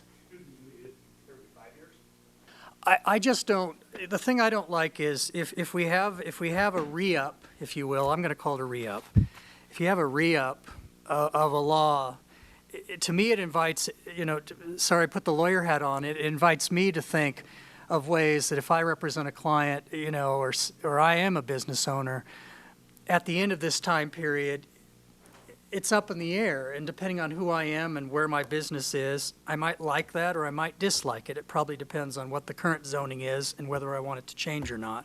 But if I own a business that is an in and out type business where people aren't necessarily saying staying, like, for example, if I can bring up, the flower shop is the one that comes to mind, and I don't know if it fits in this case. I suspect it does, but I hope she'll forgive me if it doesn't. As I understand it, her location doesn't have a back door. People, and by the nature of a flower shop, come in and out, so they're not staying very long. So it seems to me that if I put a lot of time and blood, sweat, and tears and my life's money into this business, every November or every 5th November, if it's automatically going to come up for whether it'll change completely, I'm going to think twice about putting my business there. And I'm just not so sure it's fair to that business owner.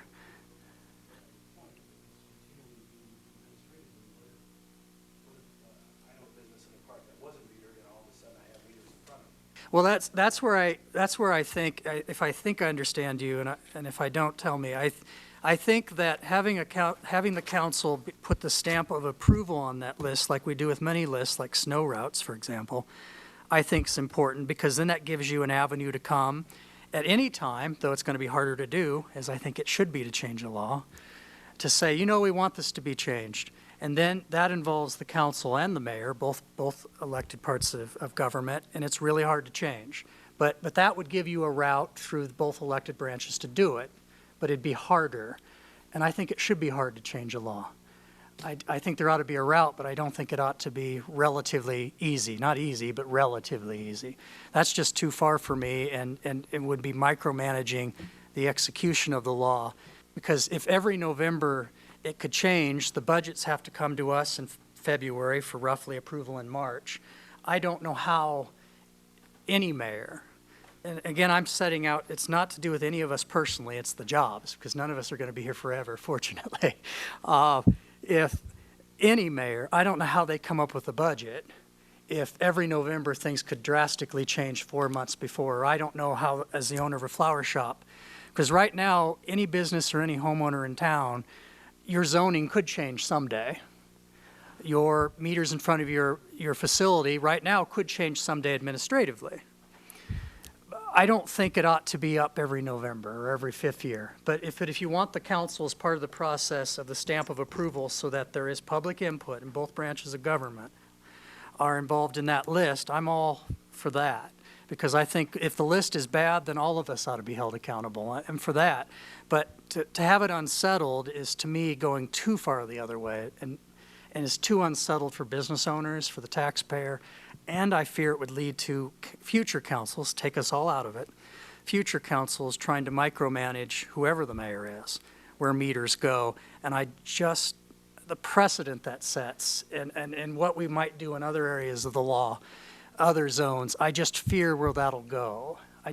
I think there's something to be said for being conservative about it and keeping stability, but having that accountability, that process in place. So I go a ways to what I think you're going, but I'm not going anywhere near as far as I think you want to go. So if I understand what I'm hearing here. Please, please. The ordinance change would provide for this process of approval, and then in order to modify those zones, then that would require somebody bringing forth and requesting a resolution or a specific action by the council. And that would suffice then in modifying those zones through resolution. Because, that was my concern about putting the zones in the ordinance itself, is that then anytime you begin to play with those zones in any way, extending the parking periods, cheapening or increasing meter rates, anything, then that would involve You've the always ordinance. had the authority to approve that or What you just described is what we have today. Yeah, in that's place. what I was sitting We there don't need thinking. anything. Well, The exactly current what we ordinance have. says we have zones. I gave you the zone map. Well, If you want the zones changed, you pass a resolution. The mayor can veto it administratively, or the council can override it, so you don't need an ordinance. Well, the one difference, in fairness, would be that currently we've delegated as a matter of law that power to the mayor. So a change in the law, if it were to happen, would mean that that if that law changed, that the council, to the extent future changes occurred, that both branches of government would have to be a part of it, not just one. Well, the So current that law would be a says there has to change. be zones. Well, To my knowledge, we've never changed the zone since before we had zones even. no, and The I don't meters have disagree, always but been there. like, for Haven't- example, right now, if I have a, let's say, a business, and we keep talking about the 100 block, if I have a business in the 100 block, and right now I want to change to no meters, which some people want to do. I don't support that, but some people want to do that. Right now, I don't, as the law is currently written, I think you have to go to the administrative process, to you, and then ultimately, you know, it'd be a decision, whether directly or through him, through the mayor, whether it was approved or not. And as the way the current law is written, there'd be no recourse under that law to the council unless we There is. change the law. Dick, they can pass a resolution countermanding a mayor's administrative directive at any time. You don't need an ordinance. Well, you'd have to. Either way, an ordinance or resolution. And the council, at least in my experience on the council, has voted on meter increases. The Yes, council's ma'am. voted don't on disagree with leasing that. meters. Don't disagree with that. I think it's And those location. meters have been in the same location for the 60 years I've been alive. I don't go in and put them where I want them. I don't take them out. I don't mean to point you. In fact, I've intentionally said Main Street and Duncan's, using them as an example, but frankly, there's only two businesses that have spoken out in favor of this. And there, as I said yesterday, I've had at least 6 or 7 in the area that are against it, and I've got many others that have called me that have their own property and said, you know, I had to buy a parking lot and pay for it and pave it, and so that's why I jumped to lunch. And is it people getting tickets over lunch that you think's? Rather inefficient. If you drive through our lot at any time of the day, other than lunch, you've got 4 or 5 cars there. Tops. Yeah. There's about 8 spots on the side. It's inefficient. The parking out front is not efficient either. Well, and on the Then substance. think how efficient that will be if they take away your, and you and I have been great friends for 30 years, and I love you like a brother, and I don't want to hurt you, and I think this is going to hurt you. And the only reason I keep fighting is I think it's going to hurt you, because those people from Sawyer Building are going to park over there. We're not going to stripe the parking places anymore, and there's going to be nowhere to park, and then somebody's going to say, I'm not going to the 100 block. There's never anywhere to park down there. So just saying, on the substance, I'm very inclined to support, if it came to that someday, I would be inclined to support making it more expensive to park on the street. And things of that nature. I'm not inclined, so I guess be careful what you wish for. If the whole point of that, you've got to remember that the taxpayers have paid a heck of a lot of money to build some very nice lots in the back. And I appreciate you don't have room to create parking lots. That's very true. But the 90-some or the vast majority of businesses don't get their parking lots made. But TIFs pay for themselves out of, the parking zone is, it's not that your business increases its revenue and then pays it back, and you're not getting an advance on your own money. You're getting straight out of general revenue or other funding sources building. So in fairness, I don't think it's quite the same. But, you know, as to the actual process, you know, if you want, to me, it's to answer your question, in fairness to you, to me, it's not a process in the sense, and maybe this is a semantics difference, so I'll say it.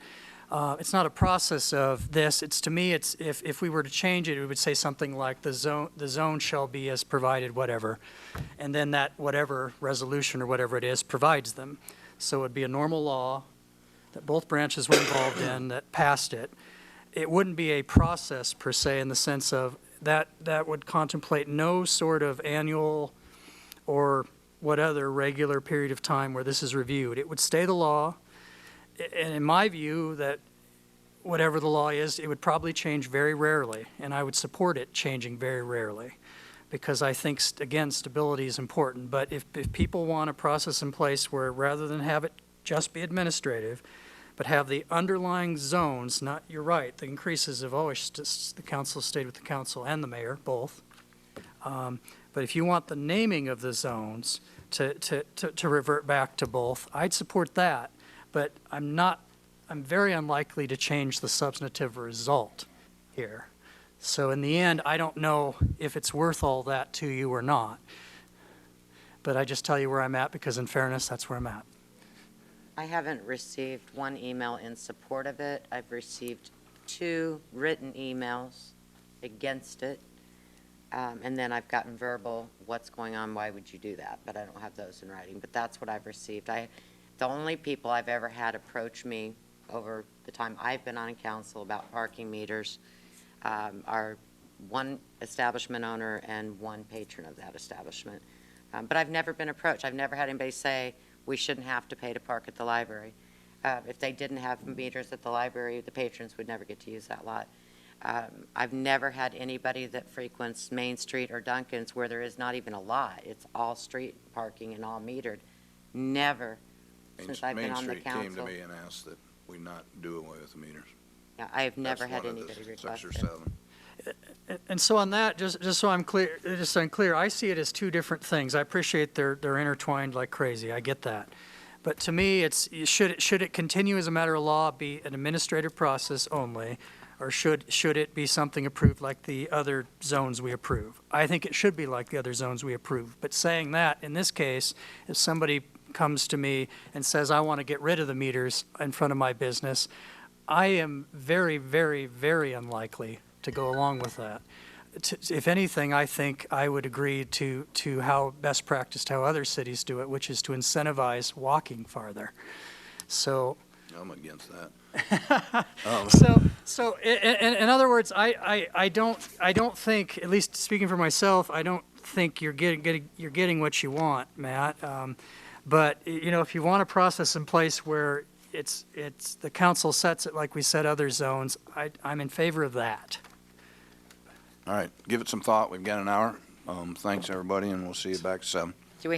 At Calta Bluffs Savings Bank, you can get the protection you need from the bank you trust. The only thing more important than knowing your money is safe is the assurance that your identity has protection. Council Bluffs Savings Bank, hometown banking the way it used to be. The Mid-America Center is the Heartland's premier entertainment and convention center. December 17th through the 19th, local teams go head-to-head on the hardwood at the MAC Shootout. Then see America's favorite traveling train show at the Train Expo January 2nd and 3rd. And the action doesn't get any bigger than Monster Jam January 9th and 10th.